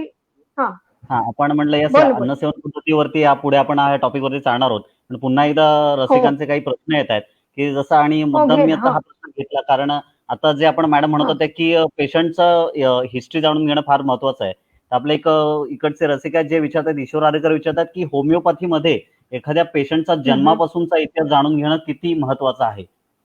हो हो. होमिओपॅथीमध्ये हिस्ट्रीच महत्वाची आहे. म्हणजे जवळजवळ पहिली हिस्ट्री जी घेतो ना ती आम्हाला 1 तास लागतो जवळजवळ. सगळी हिस्ट्री म्हणजे त्याच्या आवडी निवडी, छंद, वागण्याची पद्धत, पर्सनॅलिटी कशी आहे, त्याला त्याच्या भावना, त्याची मानसिक स्थिती, ह्या सगळ्याचा अभ्यास होतो. इव्हन त्याचा फिजिकल त्रास, मानसिक त्रास, जन्माच्या म्हणजे त्या जन्माच्या इव्हन मी म्हणेन की त्याच्या आईचे सुद्धा आम्ही हे विचारतो की एखादा लहान मुलगा आला असेल किंवा एखाद्या बाळाला थोडक्यात ट्रीटमेंट द्यायची असेल जेनेटिक काही प्रॉब्लेम्स आहेत का हे शोधून काढायला. ते आईच्या हिस्ट्रीपासून आम्ही घेतो की आईची मानसिक स्थिती कशी होती, तिला काय वाटत होतं, तिचे फिलिंग्स काय होते. कारण शेवटी हे एक्सप्रेशन आहे तुमच्या डिसीजचं. होमिओपॅथीमध्ये डिसीज हा आम्ही मानसिक त्याची उगम जो आहे ना ही मानसिक स्थितीने तो उगम होतो असंच म्हटलं गेलंय. त्यामुळे मानसिकता म्हणजे तुमच्या मानसिकतेचं फिजिकल एक्सप्रेशन जेव्हा शरीर देतं त्याला आपण डिसीज म्हणतो. बरोबर. पण ती मानसिक स्थिती जी आहे ना ती म्हणजे मनामध्ये झालेला बिघाड, मनाचा अभ्यास हे होमिओपॅथीमध्ये खूप बारकाईने केलेला आहे. म्हणून ती हिस्ट्री एवढी डिटेल लागते पहिली. कारण तुमचा पर्सनॅलिटी स्टडी त्याच्यावरनं केला जातो पूर्ण. बरोबर. किंवा जसं आपण म्हणतो ॲलोपॅथीमध्ये डॉक्टर विचारतात की एखाद्या गोष्टीची ॲलर्जी आहे किंवा नाही आहे. तर मला वाटतं म्हणून होमिओपॅथी हे फार उत्तम सध्याचे मेडिसिन्स म्हणू शकतो. कारण का इथे सुरुवातीपासून कारण का लहान मुलगा शाळेमध्ये गेल्यानंतर बाबा त्याला किती येतंय याच्यावरनं शिक्षक विचार करतात की बाबा याला गमवण्यापासून शिकवायचंय किंवा याला अभ्यास देऊ शकतो. तर त्या पद्धतीने ती सुरुवात होईल. फार छान माहिती मॅडम तुम्ही देताय. आणि पुन्हा एकदा पुढचा प्रश्न असा ॲलर्जीवर 1-2 मिनिटं हे सांगते. ॲलर्जीचा विषय निघाला म्हणून जेव्हा ॲलर्जीवर आपण एखादी ट्रीटमेंट करतो ना होमिओपॅथीमध्ये किंवा मॉडर्न मेडिसिनमध्ये दोन्ही आपण कम्पेअर करू. जी इन्स्टंट ट्रीटमेंट आहे की 5 दिवस तुम्हाला जे काय डोसेस देतात किंवा काय त्याने ती ॲलर्जी 5 दिवसात जाते. पण काही काळाने तुम्हाला पुन्हा तो त्रास व्हायला लागतो. ॲलर्जी याचा अर्थ काय की तुमची इम्युन सिस्टीम तेवढी सक्षम नाहीये त्या एखाद्या पदार्थाची किंवा मेटलची किंवा धुळीची जी काय ॲलर्जी असेल त्याच्याशी सामना करायला ती सिस्टीम सक्षम नाहीये. मग आपण जर त्या इम्युन सिस्टीम वरती काम केलं जे होमिओपॅथी करते. होमिओपॅथी तुमची इम्युन सिस्टीमच मुळात बळकट करते आधी. त्याच्यावर जर त्या अँगलनी आपण काम केलं तर ती ॲलर्जी तुम्ही बरे झाले कधी म्हणू शकाल, क्युअर कधी अपेक्षित आहे आपल्याला की समजा एखाद्याला दह्याची ॲलर्जी असेल तर त्या ट्रीटमेंट नंतर तुम्ही आयुष्यभर दही खाल्लेलं तुम्हाला पचलं पाहिजे किंवा तुम्ही दही खाऊ शकलं पाहिजे तर ते तो क्युअर म्हणू शकतो आपण. तुम्हाला दर 15 दिवसांनी दर 4 महिन्यांनी जर ते पुन्हा उद्भवत असेल तर तो क्युअर नाही होत. त्याला पॅलिएशन म्हणतो आम्ही. ते सिम्पटम्स वरती उपचार झाले, कारणावर नाही झाले. म्हणजे ॲलर्जी हा मुद्दा निघाला म्हणून बघितलं की हा खूप कॉमन प्रश्न आहे की काही जणांना इतक्या रिकरंट ॲलर्जीज होतात. पण जर तुम्ही ते मुळापासून नीट त्याच्या इम्युन सिस्टीम बूस्ट करून जर ते उपचार झाले तर तुम्ही आयुष्यभर म्हणजे तुम्हाला नंतर धुळीत काम करून त्रास नाही होता कामा. त्याला आपण क्युअर म्हणतो. पण याच अनुषंगाने मी दुसरा एक प्रश्न असा विचारू इच्छितो मॅडम की जसं आपण म्हटलं की प्रिकॉशन हे घ्यायला पाहिजे. मग बऱ्याच जणांना कळतच नाही मुळामध्ये की नक्की त्यांना खाण्याची ॲलर्जी असते किंवा आता तुम्ही जसं म्हणाल धुळीची ॲलर्जी आहे. काहींना धुळीमुळे श्वास घ्यायला त्रास होतो. तर हे ओळखण्यासाठी अशी काही मेडिकली आपण काही टेस्ट आहेत का की ज्याच्यामध्ये आपल्याला एक्झॅक्टली होऊ शकतं बाबा एखाद्या कुठल्या नक्की गोष्टीमुळे आपल्याला ॲलर्जी होऊ शकते. असं काही प्रिकॉशनरी आपण मेजर घेऊ शकतो का? हो. ॲलर्जी टेस्ट आपल्याला करता येते. त्याच्यामध्ये बरेच फॅक्टर्स येतात. जवळजवळ 25 ते 30 फॅक्टर्स असतात की कुठल्या कारणाने तुम्हाला ॲलर्जी झाली आहे किंवा कुठलं. पण कधी कधी ती टेस्ट करायची सुद्धा वेळ येत नाही. तुम्ही जर होमिओपॅथी करून गेलात ना कारण कसं होतं ती टेस्ट एक तर पेनफुल असते. तुमच्या हातावर ते 22 ते 25 प्रिक तुम्हाला करून घ्यायला लागतात त्या टेस्टसाठी. ती असते. आणि एवढं करून तुम्हाला जेव्हा कळतं की बाबा मला ह्या पदार्थाची अलर्जी आहे, पण मग त्याच्यातनं क्युअर होण्यासाठी तुम्ही मुळापासूनच जाणं भाग आहे. तुमची इम्युन सिस्टीम बूस्ट करणं हा अलर्जीचा महत्वाचा एक काय की ती बूस्ट झाली की तुमची अलर्जी पुढच्या क्षणी जाणार आहे. खरंय. त्यामुळे पुढचा एक प्रश्न आता फार सुंदर येतोय की जसं आपण इथे होमिओपॅथी आणि ॲलोपॅथी याचा दोन्हीचा तुलनात्मक अभ्यास सुद्धा आपण करतोय. तर त्यांनी विचारलंय, शिल्पा मॅडम विचारतात की होमिओपॅथी आणि ॲलोपॅथी एकत्र घ्यावे का, आणि होमिओपॅथीचा असा परिणाम अशा प्रकारे चांगला होतो, म्हणजे ॲलोपॅथीची जर त्याला साथ असेल तर होमिओपॅथीचा अधिक चांगला उपचार मिळू शकतात का, काय सांगाल? हो, घेऊ शकता. होमिओपॅथी आणि ॲलोपॅथीची औषधं एकत्र घेऊ शकता, कारण या दोन्ही औषधांना एकमेकाला इंटरफिअर होत नाहीत, त्यामुळे घेऊ शकतो. कारण कधी कधी कसं आहे ना, काही गोष्टी आपल्याला म्हणजे जे जेनेटिक डिसीज आहेत किंवा काही औषधं ॲलोपॅथीतली घ्यावी लागतात किंवा ती टाळण्यासारखी नसतात, टाळता येत नाहीत, त्यामुळे ती जरूर घ्यावी. पण त्याच्याबरोबर होमिओपॅथीचा तुम्ही आधार घेतला तर तुम्ही एकत्र दोन्ही औषधं घेऊ शकता आणि तुमचे दुखणी वाढत नाहीत, तुमचे कॉम्प्लिकेशन्स वाढत नाहीत, तुमचे त्रास वाढत नाहीत. म्हणजे म्हटलं माझं मगाशी मी हे दिलं की आता तुम्ही जर 25च्या डोसवर असाल तर तुम्ही 50वर नक्कीच नाही जाणार होमिओपॅथीचा आधार घेतला तर. बरोबर. तुमच्या गोळ्या आणि तुमच्या हे नक्कीच कमी होत राहणार, कॉम्प्लिकेशन्स होणार नाहीत तुमच्या आजाराचे. जिथे आहात तिथून तुम्ही मागे याल, पुढे नक्कीच जाणार नाही. निश्चित. आणि पुन्हा एकदा प्रश्नांचं ओघ तर सुरूच आहे, पण रसिकांना पुन्हा एकदा सांगेन की होमिओपॅथीवरती आपण बोलतोय, पण मॅडम ह्या ट्रायकोलॉजी स्पेशालिस्ट सुद्धा आहेत आणि न्यूट्रिशनिस्ट सुद्धा आहेत. तर त्या अनुषंगाने तुमचे काही प्रश्न असतील, मला वाटतं बरेच महिला या ठिकाणी रसिक सुद्धा आपले उपस्थित आहेत, तर त्यांनाही, कारण का मुळामध्ये बरेच प्रश्न असतात केसांच्या समस्येला धरून, तुम्ही त्यानंतर आपल्याला मार्गदर्शन करणार आहात, पण त्या निमित्ताने काय तुमचे प्रश्न असतील तर तुम्ही आतापासून ते विचारून ठेवू शकता, जेणेकरून आम्हाला त्या अनुषंगाने मॅडमला ते प्रश्न विचारता येतील. पुन्हा एकदा गिरिजा मॅडम या ठिकाणी आपल्याला प्रश्न विचारतायत की डायबिटीसमुळे पायाला काळे डाग पडतात, त्याला उपाय आहे का काही, आणि काही तपासणी त्या अनुषंगाने करावी का? आता काळे डाग पडणं हा त्याचा परिणाम आहे. डायबिटीस बऱ्यापैकी शरीरात सुरुंगला, डायबिटीस हा एका प्रकारचा सुरुंगच असतो, तर तुमची प्रत्येक सिस्टीम हळूहळू डॅमेज करत जातो.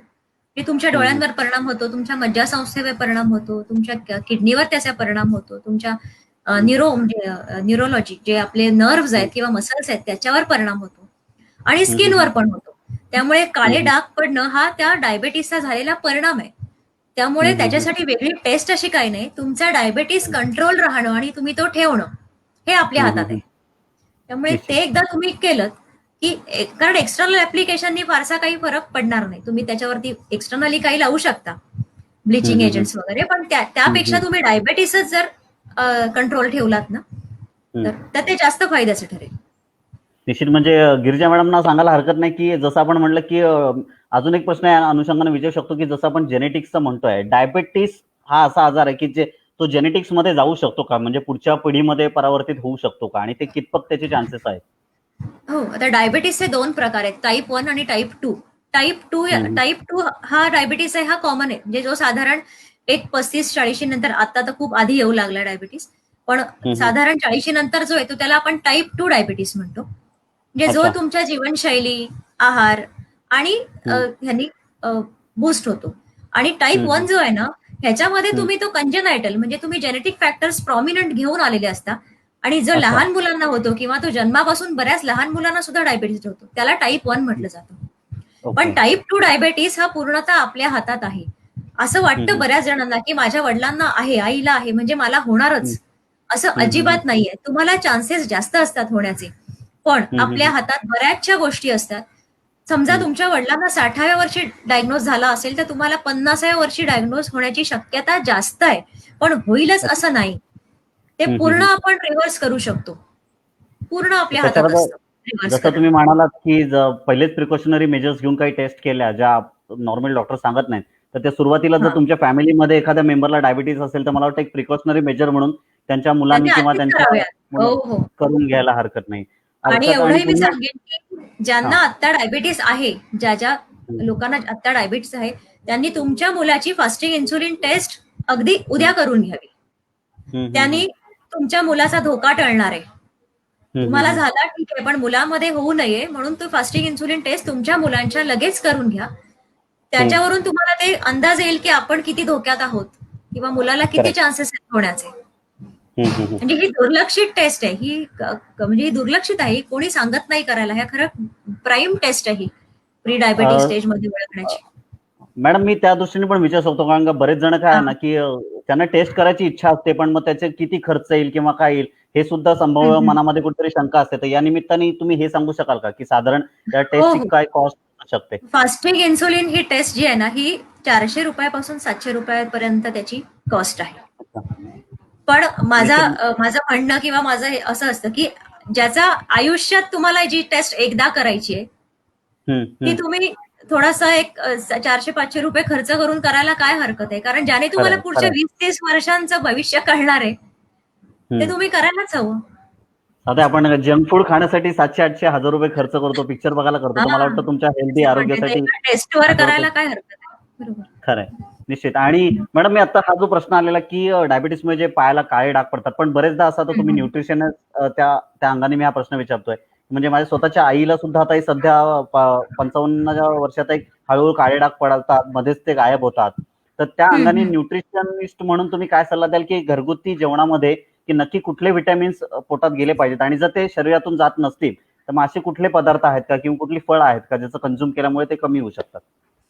फक्त काळ्या डागांसाठी सांगायचं झालं किंवा स्किन वरती जे डिस्कलरेशन होतं किंवा टॅनिंग म्हणण्यापेक्षा डिस्कलरेशन होतं बऱ्याचदा, त्याच्यासाठी व्हिटॅमिन सी फार उपयोगी पडतं.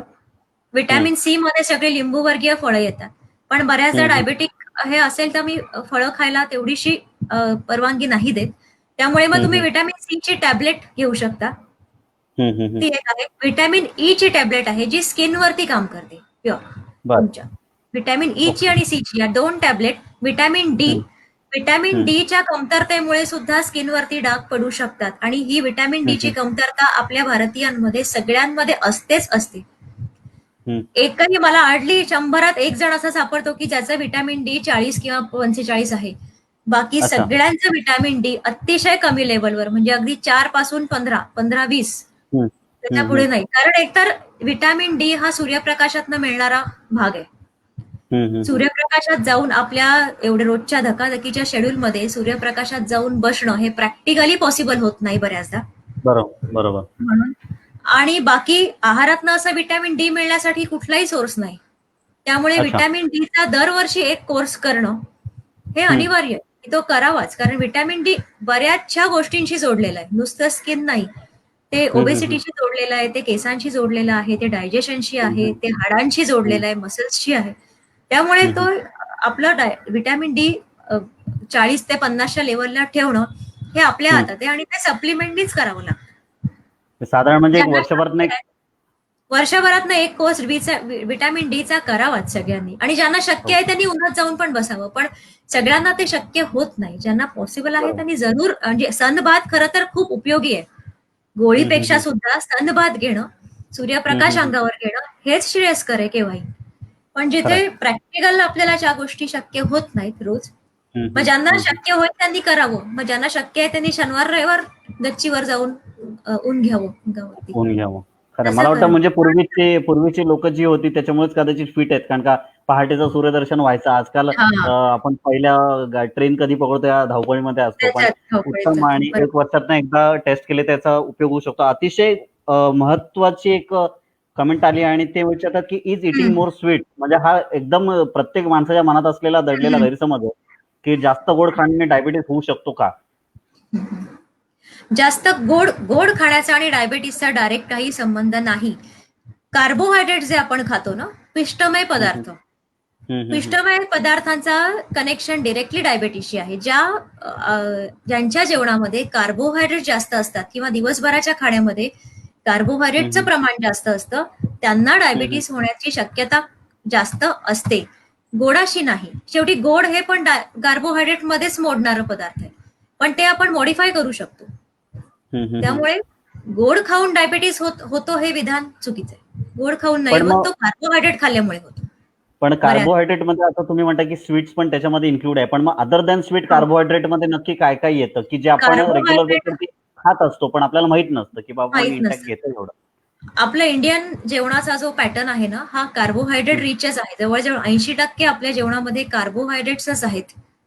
पोळी, भाकरी, भात किंवा सगळे नाश्त्याचे पदार्थ ज्याच्यामध्ये पिठं येतात, मग पोहे आहे, उपमा आहे, घावन, धिरडी, थालीपीठ हे सगळे कार्ब्स आहेत आणि हेवी कार्ब्स आहेत सगळे. आणि प्रोटीनचा भाग आपण हार्डली काही खातो, म्हणजे 10% पण प्रोटीन आपल्या शरीरात जात नाही आणि उरलेलं ते 5% ते असतं ते ऑइल आणि तेल तूप जे असतं ते.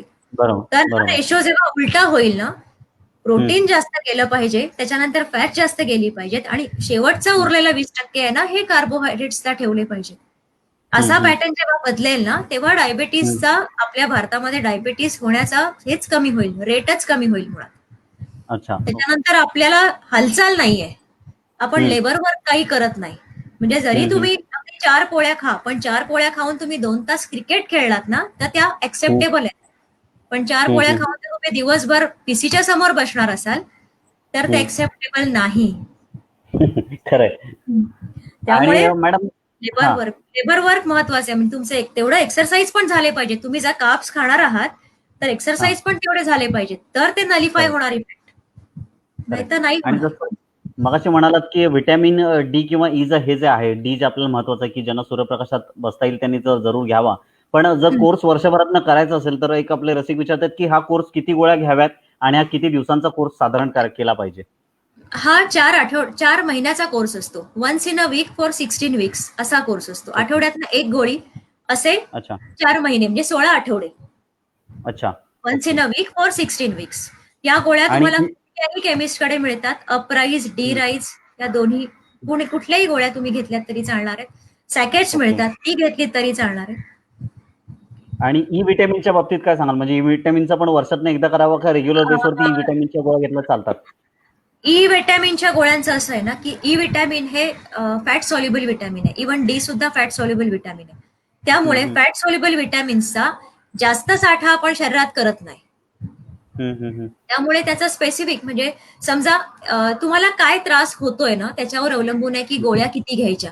म्हणजे एखाद्या स्त्रीला जर मेनोपॉझल एजची असेल आणि मेनोपॉझल तिला त्रास होण्याच्या ती ह्याच्यात असेल तर तिने ई विटॅमिन अगदी 3 महिने घेतलं तरी चालेल. अदरवाईज आपल्या खाण्यातनं विटॅमिन ई रोजचं जातच आहे. आपण जे पोळी आहे किंवा जे स्प्राउटिंग करतो आपण मोड आणतो त्याच्यामध्ये विटॅमिन ई एनहान्स होतच. त्यामुळे वेगळं घ्यायची गरज नाही. पण एखाद्याला स्पेसिफिक काही स्किन प्रॉब्लेम आहे किंवा डिस्कलरेशन झालेलं आहे, टॅनिन झालेलं आहे आणि किंवा ऑस्टिओपोरोटिक वयाच्या स्त्रिया असतात 40 नंतरच्या, त्यांना ते दिसायला लागतं चेहऱ्यावरती त्यांचे डिस्कलरेशन आणि हे, त्यांनी विटॅमिन ईचे डोसेस त्यांच्या फिजिशियनला विचारून घ्यावे. कारण बाकीचे विटॅमिन्स वॉटर सोल्युबल विटॅमिन्स आपण एक्स्ट्रा घेतली जसं विटॅमिन सी आहे ते वॉटर सोल्युबल आहे, ते शरीरात राहत नाहीये. जेवढं पाहिजे तेवढं शरीर घेतं आणि बाकी सगळं युरिन थ्रू बाहेर जातं. तसं डी आणि ईचं नाहीये. डी आणि ई हे शरीरात साठून राहणार आहे. त्यामुळे ते अतिरिक्त होऊन पण चालणार नाही.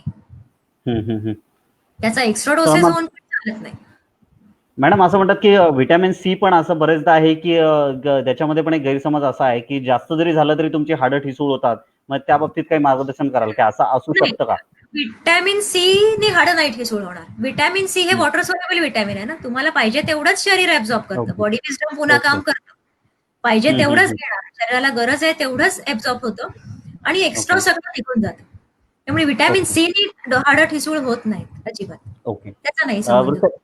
वृषाली मॅडम पुन्हा एकदा आपण प्रश्न उत्तरांकडे वळूया. मगाशी आपण सांगितलं की होमिओपॅथीमध्ये सगळी हिस्ट्री पेशंटची आपण विचारता अगदी जन्मापासूनची आणि कधी कधी तर आई वडिलांची हिस्ट्री विचारता. कारण होमिओपॅथी हा मनाचा विचार करणारी उपचार पद्धती आहे आणि हे खरंच खूप सुंदर आहे, मनोरंजकही आहे आणि रुग्णाच्या दृष्टीने छान आहे असं मला वाटलं. मी आता तुमचं बोलणं इतका वेळ ऐकते की इतर उपचार पद्धतीमध्ये रुग्णाच्या मनाचा विचारच होत नाही, तर औषधांचा मारा त्याच्यावर होतो. पण होमिओपॅथीमध्ये मनाचा विचार होतो आणि मला वाटतं त्यामुळे रुग्ण लवकर बरा होण्यास पण मदत होत असेल. आणि आहारशास्त्राकडे आपण आता येणार आहोत. तर आताच तुम्ही बरंच त्याबाबत सांगितलेलं आहे की विटॅमिन्स कसे शरीरात घेतले पाहिजेत आणि त्यांचा उपयोग काय आहे आणि किंबहुना आवश्यकता काय आहे. आणि असंही आपल्याकडे म्हटलेलंच आहे की मगाशी मी म्हणतच होते की अन्न हे पूर्ण ब्रह्म. या सगळ्याचं महत्वाचं काय असेल तर अन्न. म्हणजे आहार कसा माणसाचा व्यवस्थित असेल त्याप्रमाणे त्याची प्रतिकार शक्ती वाढणे किंवा या सगळ्या गोष्टी घडत असतात. अवलंबून त्यामुळे आहे. प्रत्येक अवलंबून आहे. उपचार पद्धतीमध्ये आहाराला महत्व दिलेलंच आहे. पण बरोबर. आहारशास्त्राचं महत्व होमिओपॅथीच्या दृष्टीने काय आहे? किती महत्वाचं आहे? आणि कशा पद्धतीने आहार घ्यावे? हे आपण थोडंसं बरोबर. मार्गदर्शन करा. बरोबर. थोडंसं महत्व म्हणजे आपल्या शरीराचं जे रॉ मटेरियल आहे ना, हे अन्न आहे.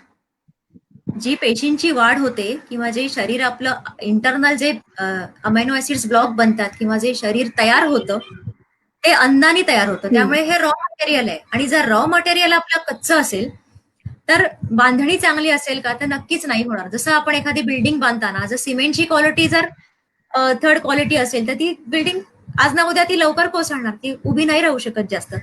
तर तोच मुद्दा आहे की रॉ मटेरियल जर आपलं चांगलं नसेल, त्याची क्वालिटी चांगली नसेल, प्रत चांगली नसेल अन्नाची, तर आपली जडणघडण बांधणी नीट होतच नाही मुळात.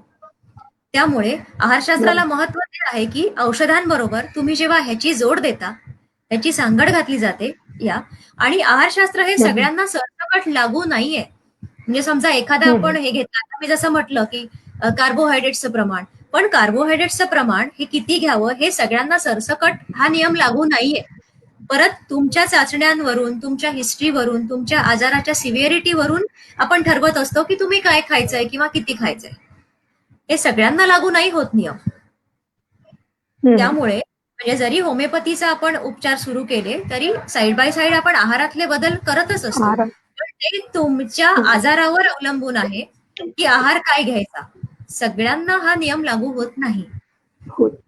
मगाशी आपण म्हणालात, की आहार घेण्याच्या बाबतीत, की आपल्याकडे कार्बोहायड्रेट्सचं प्रमाण जरा जास्त जातं आपल्या आहार पद्धतीमधून आणि त्या मानाने आपले शारीरिक श्रम नसतात आणि हल्ली तर शारीरिक श्रम जवळ-जवळ शून्यावर आलेले आहेत. तर अशा वेळेला आहार कसा घ्यावा?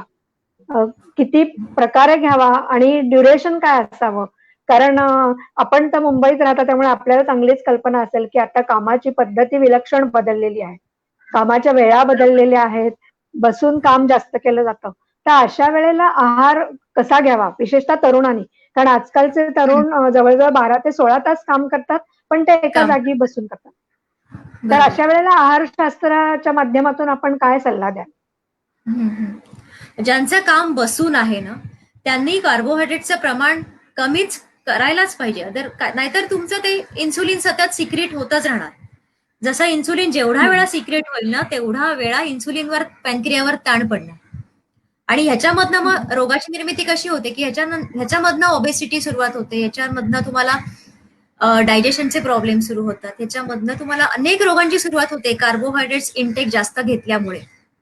त्यामुळे हं, ज्यांचं हं. बसून काम आहे त्यांनी कार्बोहायड्रेटचा इंटेकच कमी ठेवायचा आणि पुन्हा त्या व्यक्तीच्या इन्सुलिनच्या रिडिंगवरती मी हे ठरवत असते की त्याने काय किती वेळा खायचं. क्वांटिटीपेक्षा क्वांटिटी महत्वाची नाही अन्नाची, कारण प्रत्येकाची भूक वेगळी आहे. एखाद्याला एक वाटी पुरेल तर एखाद्याला 2 वाट्या सुद्धा कमी पडतील. त्यामुळे क्वांटिटी बरं. महत्वाची नाही.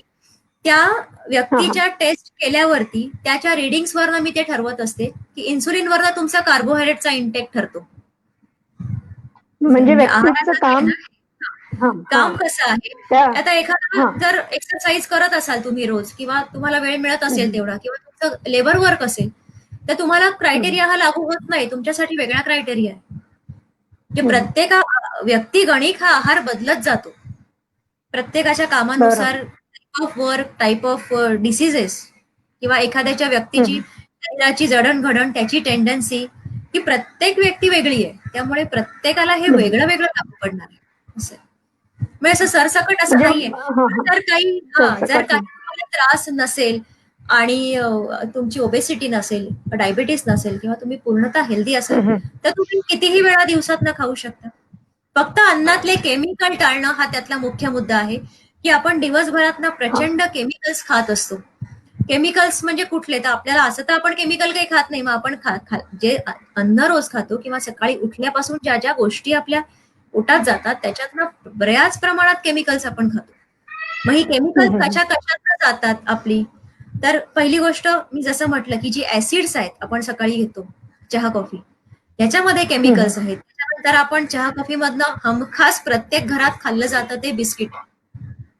हं, हं. हे बिस्किट म्हणजे केमिकलचा मारा असलेला पुडा आहे तो बिस्किट म्हणजे.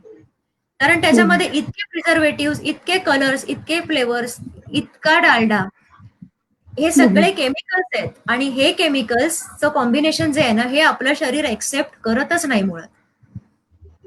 त्यामुळे आपल्याला इंटरनली ते आपल्या म्हणजे झीज होतच असते किंवा आतमध्ये आपले चेंजेस होतच असतात. फक्त एक्सप्रेशन म्हणजे तो रोग बाहेर येण्यापर्यंत आपल्या हातात तो वेळ असतो. पण ते आपण ह्या गोष्टी जर रोज घेतच राहिलो, आणि ह्याच्यातही अतिशय अजून महत्वाचा मुद्दा म्हणजे आपली ऑइल्स. बरेच जण अजूनही आपल्या प्रत्येक घरात रिफाईंड ऑइल वापरलं जातं. रिफाईंड ऑइल, फिल्टर ऑइल वापरलं जातं. ह्या ऑइल्समध्ये जवळजवळ 25 एक केमिकल्स टाकले जातात त्या रिफायनिंगच्या प्रोसेससाठी. ही तेवढी केमिकल्स रोज जर आपण खात राहिलो वर्षानुवर्ष, तर डेफिनेटली बीपीची गोळी लागणं, डायबिटीस होणं, गुडघेदुखी येणं, हायपरटेन्शन लागणं, थायरॉइड पॉझिटिव्ह येणं, या गोष्टी हमखास होणार. त्यामुळे हा तेलाचा प्रकार जो आहे, या आपण कळल्याबरोबर लगेच वळलं पाहिजे. म्हणजे जरी कळून सुद्धा आपण नाही बदललं ना, तर आपली दुखणी आपणच निर्माण करणार, हे नक्की. मग काय वापरायचं? तर कोल्ड प्रेस्ड ऑइल्स आजकाल सगळीकडे उत्तम प्रतीची मिळतात. कोल्ड प्रेस ऑइल म्हणजे लाकडी घाण्यावरची तेल, जी रॉ ऑइल म्हणतो आपण, की ज्याच्यामध्ये कुठलंही प्रिझर्वेटिव्ह, कुठलंही केमिकल ऍड झालेलं नसतं. ती ऑइल्स वापरली तर तुमचे केमिकल्स जाणं टळेल आणि तुमच्या शरीराचं डॅमेज टळेल. जेणेकरून तुम्ही हे लाईफस्टाईल डिसीजेस आहेत ना, हे ह्यानी होतात बरेच. ते लाईफस्टाईल डिसीजेस होणारच नाहीत. म्हणजे हे केमिकल्स आहारशास्त्र म्हणजे फक्त डाएट असं नसून, तर आपण उजाडल्यापासून रात्री झोपेपर्यंत आपलं काम, आपण घेत असलेला इंटेक हा तपासणं हे प्रत्येक व्यक्तीचं काम आहे. आणि केवळ डाएट फूड घेणं म्हणजे आहारशास्त्र असं नाही. आपल्याकडनं आता मार्गदर्शन, म्हणजे हे तुम्ही फार छान सांगितलं की आपण चहा कॉफी घेतो आणि त्याच्याबरोबर बिस्किट खातो, हे सुद्धा खरं तर आरोग्याला घातकच आहे. म्हणजे इतका बारीक विचार आहारशास्त्राच्या माध्यमातून केला जातो. तर आहारशास्त्र आहे, बोला. ही ऑब्स्टॅकल्स आहेत. मी मगाशी म्हटलं ना की तुमची आयर्नची गोळी, आपली आयर्नची गोळी, कॅल्शियमची गोळी ऍब्झॉर्ब का होत नाही, तुम्हाला तो फरक का दिसत नाही? काही स्त्रिया वर्षानुवर्ष कॅल्शियम घेतात, पण कंबर दुखते ती दुखतेच आहे. मग तुम्ही जर एवढं कॅल्शियम घेताय, तर तुम्हाला फरक जाणवला पाहिजे. तुमचे हातपाय नाही दुखता कामा, कंबर नाही दुखता कामा, पण त्यात काहीच फरक पडत नाही. वर्षानुवर्ष तुम्ही कॅल्शियम तर घेताय. मग प्रॉब्लेम कुठे आहे? या ऍब्झॉर्प्शन मध्ये प्रॉब्लेम आहे. हे जे ऑब्स्टॅकल आहेत ना, हे अडथळे आहेत सगळे, चहा, ऍसिड, केमिकल्स, या ह्याच्यामध्ये तुमचं गोळीतलं कॅल्शियम ऍब्झॉर्ब तर झालं पाहिजे की नाही शरीरामध्ये, तेच मुळात होत नाही. म्हणजे बरेचदा असं होतं की हा आपण अनुभव बरेच जणांनी, म्हणजे बघणाऱ्या श्रोत्यांनी घेतला असेल आणि आपल्याकडेही असे पेशंट येत असतील की बारीकचं हेअरलाईन फ्रॅक्चर असतं कधी कधी, किंवा पाय मुरगळतो. तर अशा वेळेला आपल्याला वर तो कॅल्शियमचा जो मारा केला जातो, त्या ज्या गोळ्या दिल्या जातात कॅल्शियमच्या, खास करून जर 40+ असतील स्त्रिया, आणि तर मग त्या कॅल्शियमच्या गोळ्या आपण प्रचंड प्रमाणात घेतो. पण मग त्याचा उपयोग कितपत होतो, किंवा मग त्या जर घेतल्या तर दुसरा काय काळजी घ्यायला हवी की ज्याचा उपयोग पण झाला पाहिजे घेतलेल्या कॅल्शियमचा? बरोबर. मुळात कॅल्शियम कसं घ्यावं ना, हा एक वेगळा सिलेक्शन ऑफ द कॅल्शियम, हे मी थोडक्यात सांगते.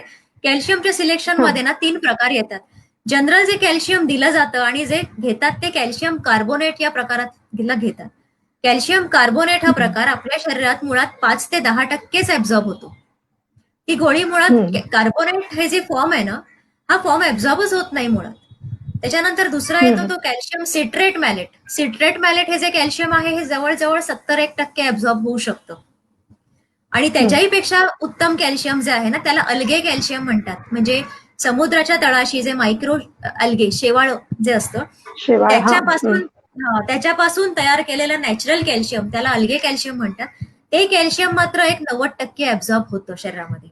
मग कॅल्शियमची गोळी घेताना तुम्ही कार्बोनेट घेताय का, सिट्रेट मॅलेट घेताय का, अल्गे घेताय, हे फार महत्वाचं आहे. कारण ते तुमचं अल्गे आणि असेल तरच ते त्या गोळीचा उपयोग होणार आहे तुम्हाला, नाहीतर नाही होणार. परत कॅल्शियम बरोबर तुम्हाला मॅग्नेशियम पाहिजे, व्हिटॅमिन डी पाहिजे, झिंक पाहिजे. तुमच्या इंटेस्टाईन मधलं जिथे कॅल्शियम ऍब्झॉर्ब होतं तो भाग सक्षम पाहिजे कॅल्शियम ऍब्झॉर्ब करायला. एवढ्या सगळ्या गोष्टी त्या कॅल्शियमच्या मागे आहेत. नुसत्या गोळ्या घेऊन काहीही होणार नाही. मॅडम आणि एक रसिकांचा खाण्यातनं सुद्धा जायला पाहिजे. खाण्यातनं सोर्स म्हणजे नाचणी आहे कॅल्शियमचा उत्तम सोर्स. हा हा हा तो हा सुद्धा म्हणजे एखादी गोळी बरोबर. घेण्यापेक्षा तुम्ही नाचणी खाल्लेली 85% ऍब्झॉर्ब होईल. वेरॅज गोळी हे सिंथेटिक प्रिपरेशन आहे शेवटी. सिंथेटिक गोळी बरोबर, ही हा. 10% जास्त ऍब्झॉर्ब होणार नाही, कारण तुमचं शरीर त्याला फॉरेन बॉडी म्हणून बघणार आहे त्या गोळीला. बरोबर. हम्म, हम्म. वेरॅज अन्नाला बरोबर. फॉरेन बॉडी म्हणून नाही बघितलं जात. अन्न हे नॅचरली ऍब्झॉर्ब होतं. हा फरक आहे. बरोबर. मॅडम याला एक अनुसरून प्रश्न असा आलाय की मी कंबाईन प्रश्न विचारतोय की एक दुसरा प्रश्न आहे की चेहऱ्यावर ब्राऊन पॅचेस असतील तर काय उपाय करावेत, आणि त्याला अनुसरून आता जो व्हिटॅमिन सी बद्दल आपण बोलतोय तर व्हिटॅमिन सी चे टॅबलेट्स किंवा व्हिटॅमिन सी कंझ्युम केल्यामुळे कफ आणि कोल्ड सर्दी खोकला वगैरे होऊ शकतो का? या दोन्हीला एक कंबाईन म्हणून आपण एक उत्तर हो देऊया. हो हो. व्हिटॅमिन सी हे इम्युनिटी वाढवणारं व्हिटॅमिन आहे, इम्युनिटी बुस्टर आहे. त्यामुळे सर्दी खोकला होऊ नये म्हणून आपण ते घ्यायला सांगतो. त्यामुळे होण्याचा प्रश्नच नाही, ओके. अजिबात होणार नाही. उलट त्याचा फायदा तुमच्या इम्युन सिस्टीमला होणार, बूस्ट करायला. दुसरा जो प्रश्न आहे ब्राऊन पॅचचा, आता हे पॅच कशामुळे आलेत हे आधी शोधून काढायला लागेल. नुसतं डिस्कलरेशन आहे का, हॉर्मोनल इम्बॅलन्समुळे सुद्धा असे पॅचेस येतात का, काही स्किन डिसीजमुळे आलेले आहेत, हे जेव्हा कळेल ना की कशामुळे आहेत त्याच्यावरती मग ट्रीट होईल. बरोबर. कशामुळे आलेत हे बघायला लागेल. आणि मग निश्चितच, आणि मला वाटतं याकरता बरेच रसिक म्हणतात की तुम्हाला त्यांना येऊन भेटायची इच्छा आहे, तर गिरिजा मॅडम आहेत त्या म्हणतात की आपल्याला जर भेटायचं असेल तर दवाखाना कुठे आहे आणि त्याची वेळ काय असेल साधारणतः, याबद्दल पण तुम्ही त्यांना आज आपण रसिकांना सांगू इच्छितो. हो हो. बोरिवली वेस्ट डॉन बॉस्को जवळ, मी हवं तर माझा नंबर देते, म्हणजे त्यांना कोणाला कॉन्टॅक्ट करायचा असेल ते मला डायरेक्टली कॉन्टॅक्ट करू शकतील. हवं पण ते मला वाटतं चॅटबॉक्स इथे मध्ये अपडेट पण देऊ शकता. आपण एक काम करूयात मॅडम, एक 2 सेकंदाचा फक्त मला वेळ द्या. आपण इथे इमिडिएटली आता तो एक तसा आपल्या चालेल. नंबरचा बॅनर आपण ऍड करूयात या ओके ठिकाणी. Okay okay.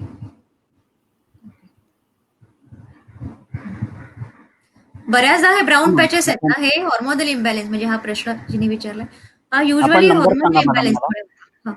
आपला ऑफिसचा नंबर आपण देऊ शकता या ठिकाणी. हो हो. मला सांगाल?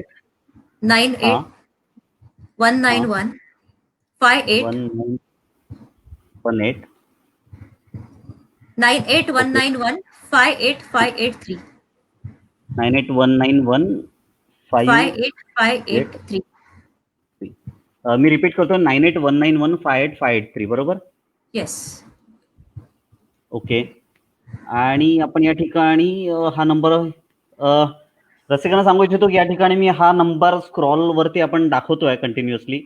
या नंबरवरती तुम्ही मॅडमशी संपर्क साधू शकता आणि त्यांना संपर्क करून त्यांची अपॉइंटमेंट घेऊन आपण त्यांना भेटू शकता.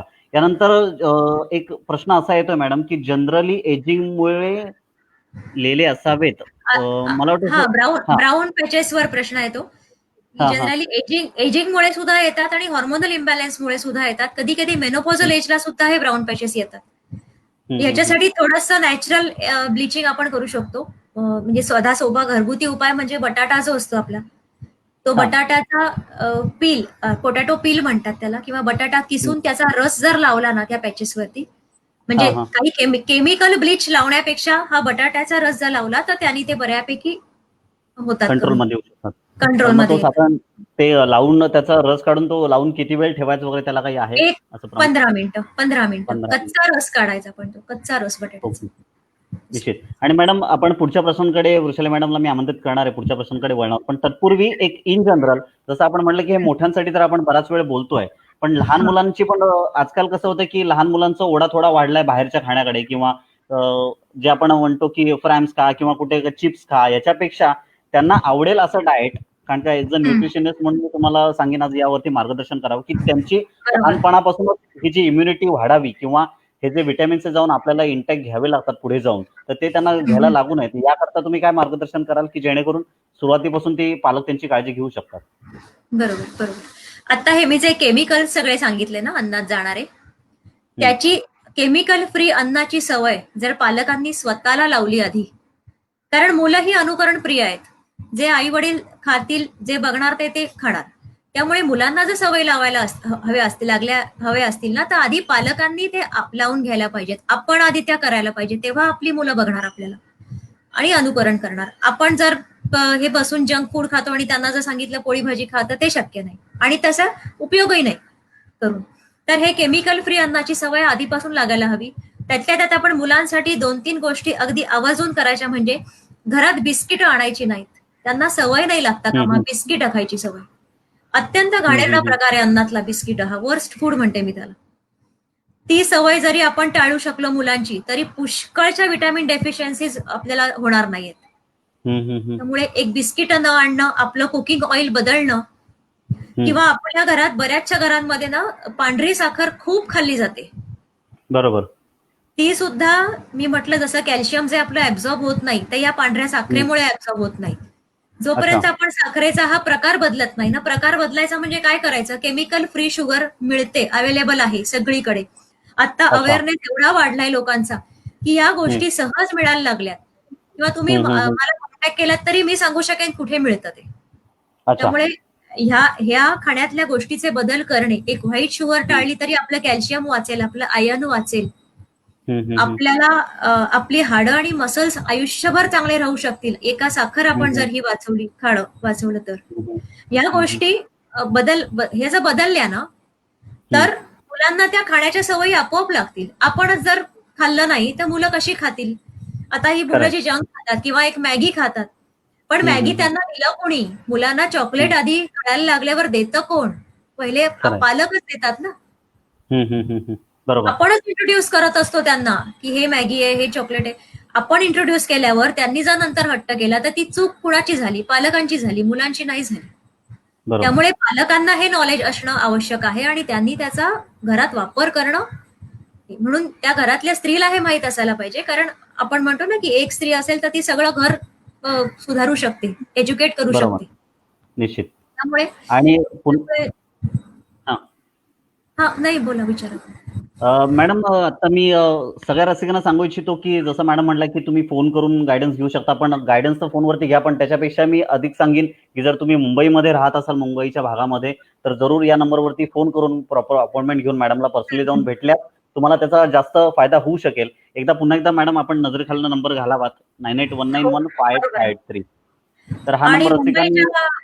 मुंबईच्या बाहेरच्यांसाठी मी व्हिडिओ कॉलवर पण अवेलेबल आहे. व्हिडिओ कॉल सुद्धा ते मला करू शकतात कन्सल्टिंगसाठी, कारण आता लॉकडाऊनमुळे तीही सोय मी ठेवलेली आहे.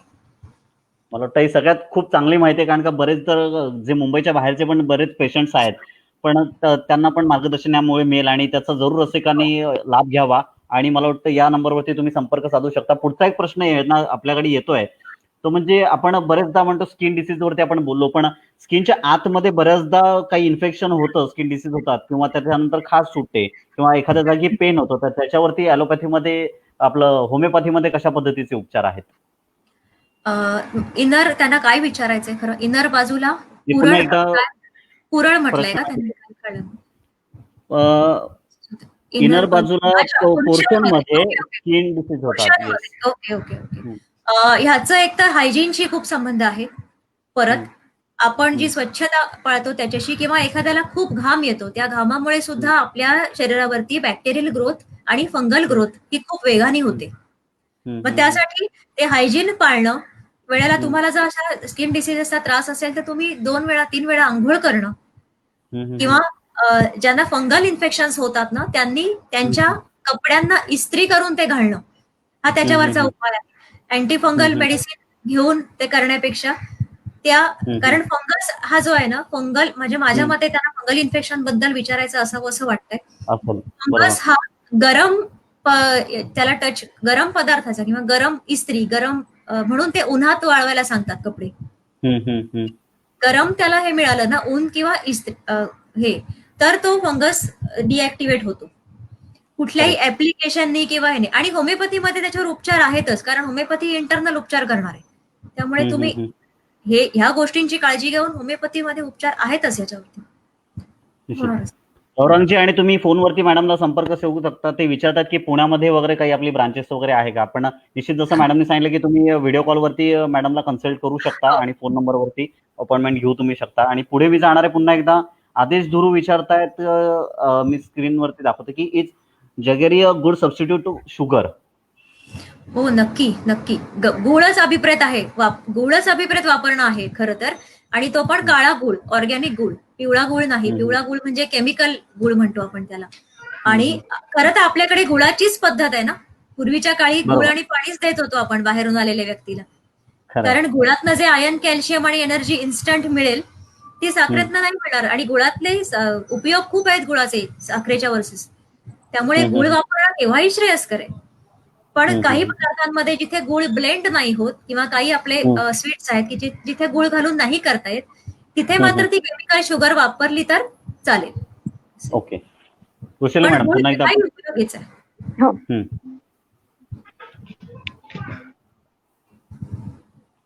कुशल मॅडम. माझ्याकडे 2 प्रश्न. हो हो. हा. आपण पुढच्या प्रश्नाकडे जाण्याआधी माझ्याकडे 2 असे प्रश्न आले की एक तर मगाशी आपण उकाळाबद्दल बोललो ना, सध्या जो आपण काढा घेतोय, तुम्ही पण जो सुचवलाय हळद, तुळशी वगैरे घालून, तर तो काढा आता किती वेळा घ्यावा? कारण त्याच्यात मसालेही वापरले जातात, दालचिनी किंवा लवंग वगैरे आपण वापरतो, तर तो बरेचदा घेतल्यावर तो फार उष्ण पडेल किंवा उष्ण किती वेळा घेण्यासाठी तुम्ही सजेस्ट कराल? आणि दुसरा असा एक प्रश्न आहे की इंटेक सगळा व्यवस्थित असताना, म्हणजे खाणं पिणं नॉर्मल व्यवस्थित असताना सुद्धा तब्येत सुधारत नाही, म्हणजे थोडा जो फॅटनेस आपण म्हणतो, चांगली तब्येत दिसते तशी होत नाही, याला काही कारण आहेत का? असली तर काय आहे?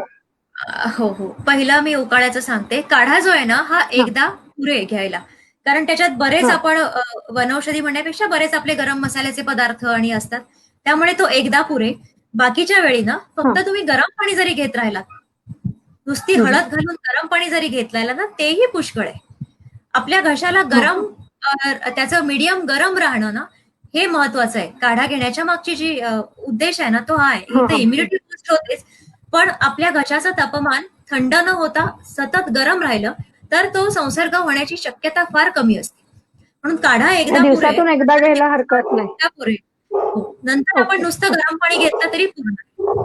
आणि दुसरा मुद्दा तुम्ही विचारलात ना, की जे तब्येत जी भरत नाही किंवा काही जण अंडरवेटच राहतात, सगळं व्यवस्थित खाऊन सुद्धा काही.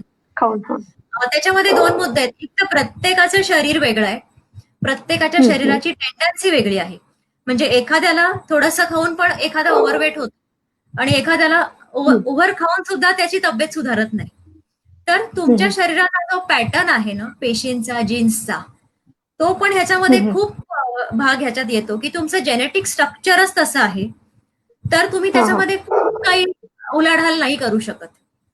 दुसरी गोष्ट, जे अंगी लागत नाही आपण जे म्हणतो, हा ऍब्झॉर्प्शनचा एक प्रॉब्लेम असू शकतो, की खाल्लेलं जर तुमचं शरीरामध्ये ऍब्झॉर्बच नाही झालं, हे अडथळेच खूप असतील ऍब्झॉर्प्शनला, तर ते ऍब्झॉर्ब नाही झालं तर ते तुम्हाला अंगी लागलेलं दिसणारही नाही.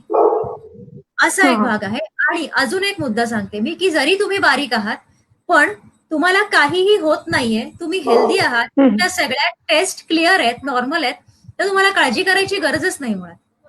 कारण आपली हेल्थ ही जाड आहे, बारीक आहे, उंच आहे, बुटका आहे ह्याच्यावर ठरत नाही.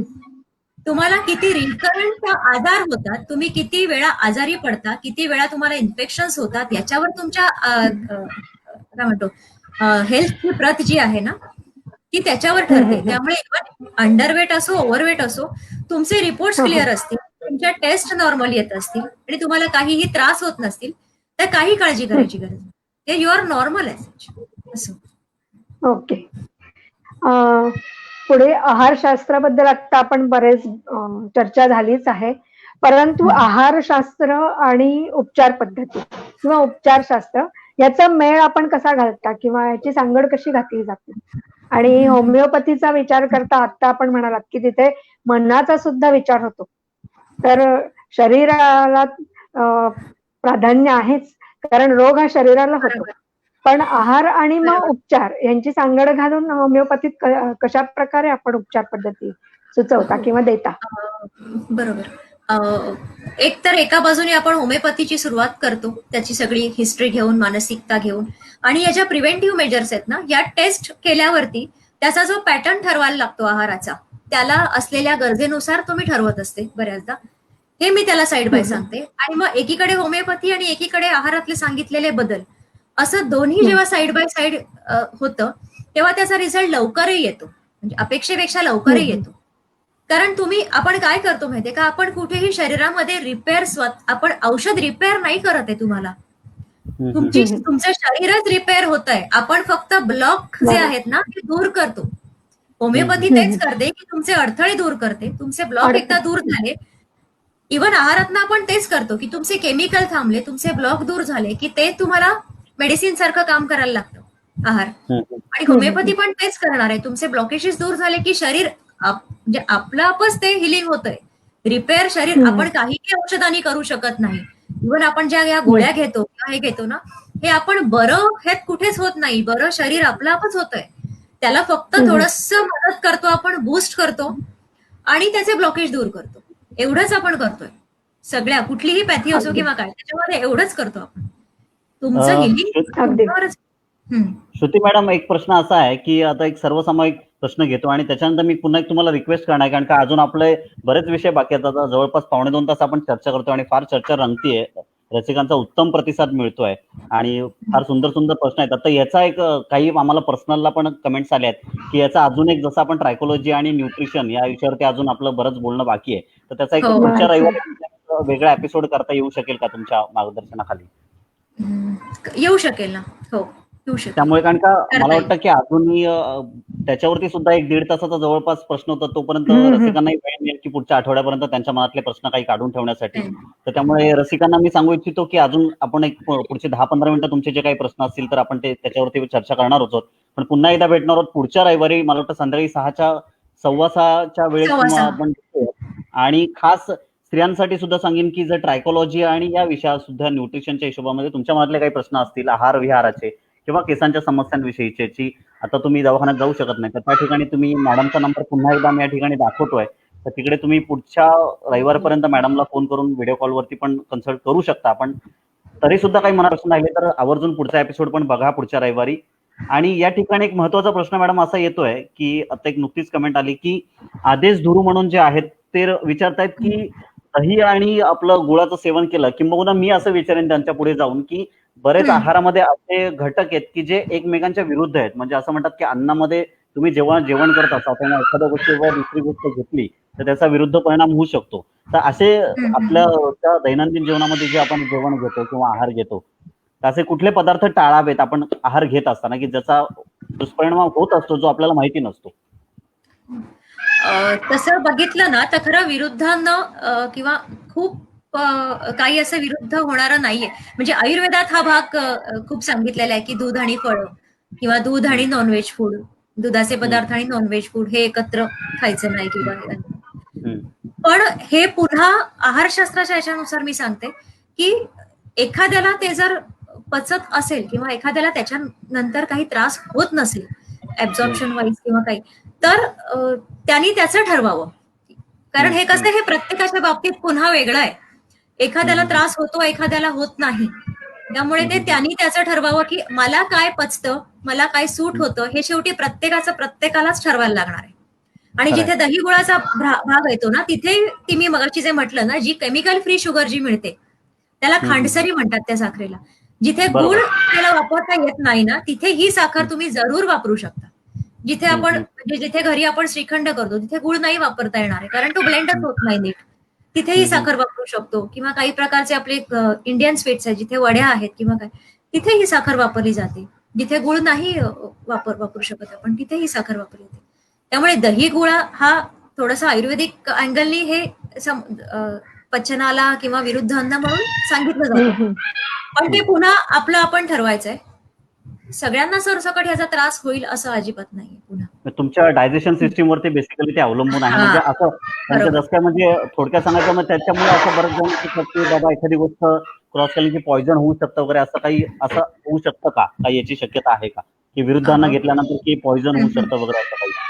पॉइझन असं नाही म्हणता येणार, पॉइझन असं नाही म्हणता येणार, पण तुमचं शरीर त्याला कसं रिॲक्ट होत आहे, ह्याला पॉइझन नाही म्हणत आपण, तुमचं शरीर त्याला कसं रिॲक्ट होत आहे हे महत्वाचं आहे. म्हणजे तुमची सिस्टीम त्याला कशी ऍक्सेप्ट करते त्या कॉम्बिनेशनला किंवा त्या अन्नाला, ते महत्वाचं आहे. म्हणजे ते तुमचं तुम्हालाच कळणार आहे.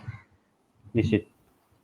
आणि मला वाटतं एक सर्वसमावेशक वृषाली मॅडम आपण प्रश्न घेऊया की तुमच्या दृष्टीने आणि रसिकांच्या बाजूने आपण विचारतो, कारण की आपण पुन्हा पुढच्या रविवारी भेटणार आहोत संध्याकाळी 6:15 वाजता आणि मी पुन्हा एकदा या ठिकाणी शो करू इच्छितो तुम्हाला सगळ्यांना रसिकांना. तो तुम्ही जरूर नोट डाऊन करून घ्यावा.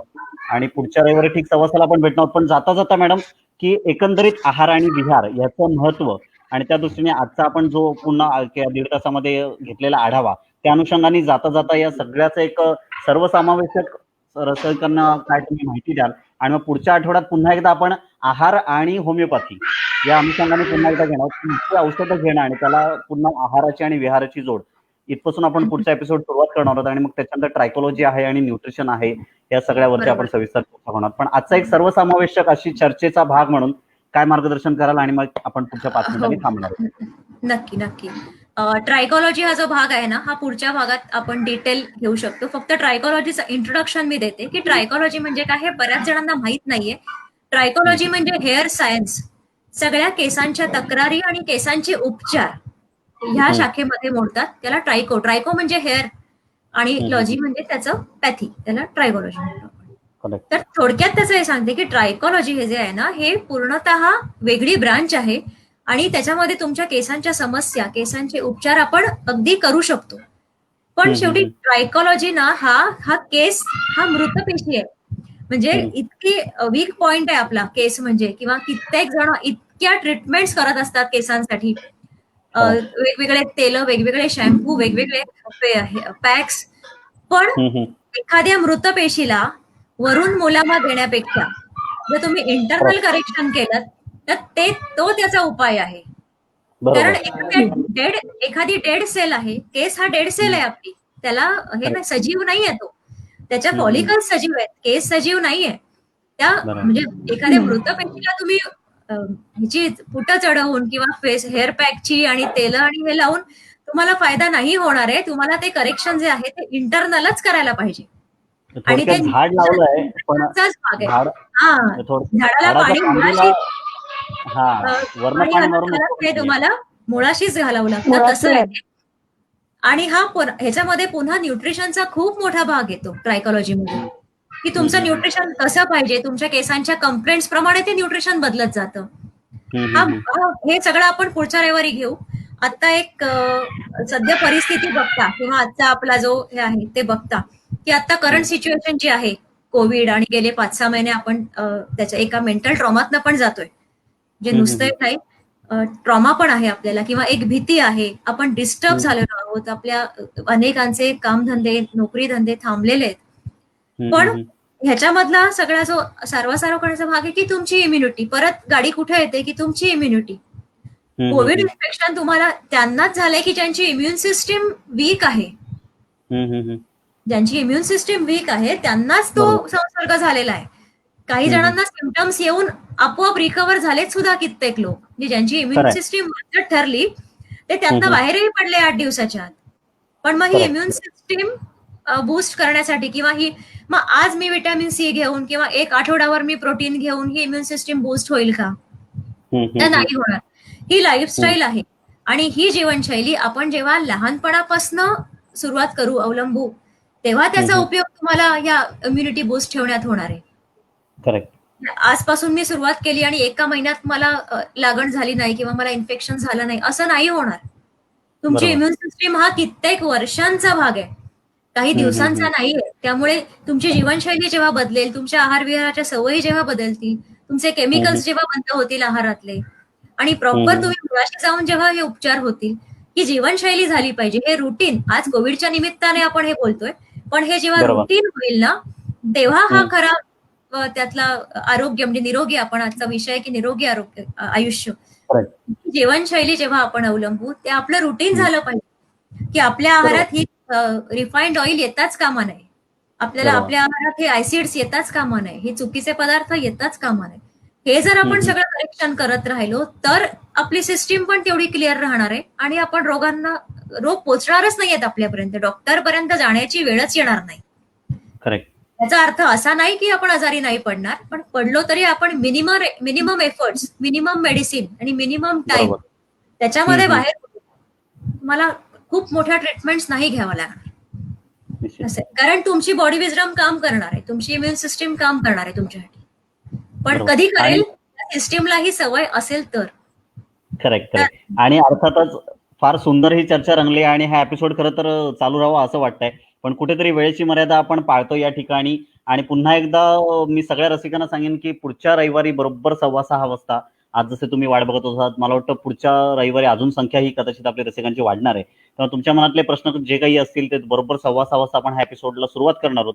तत्पूर्वी पुन्हा एकदा श्रुती मॅडम, तुम्ही आज आवर्जून वेळात वेळ काढून या ठिकाणी आमच्या कलावैभवच्या पेजवरती आमच्या रसिकांना भेटायला आलात, त्यांना मार्गदर्शन करायला आलात. त्याकरता तुमचे आभार आत्ताच लगेच मानणार नाही आणि किंवा पुढच्या एपिसोडमध्ये मानणार नाहीये.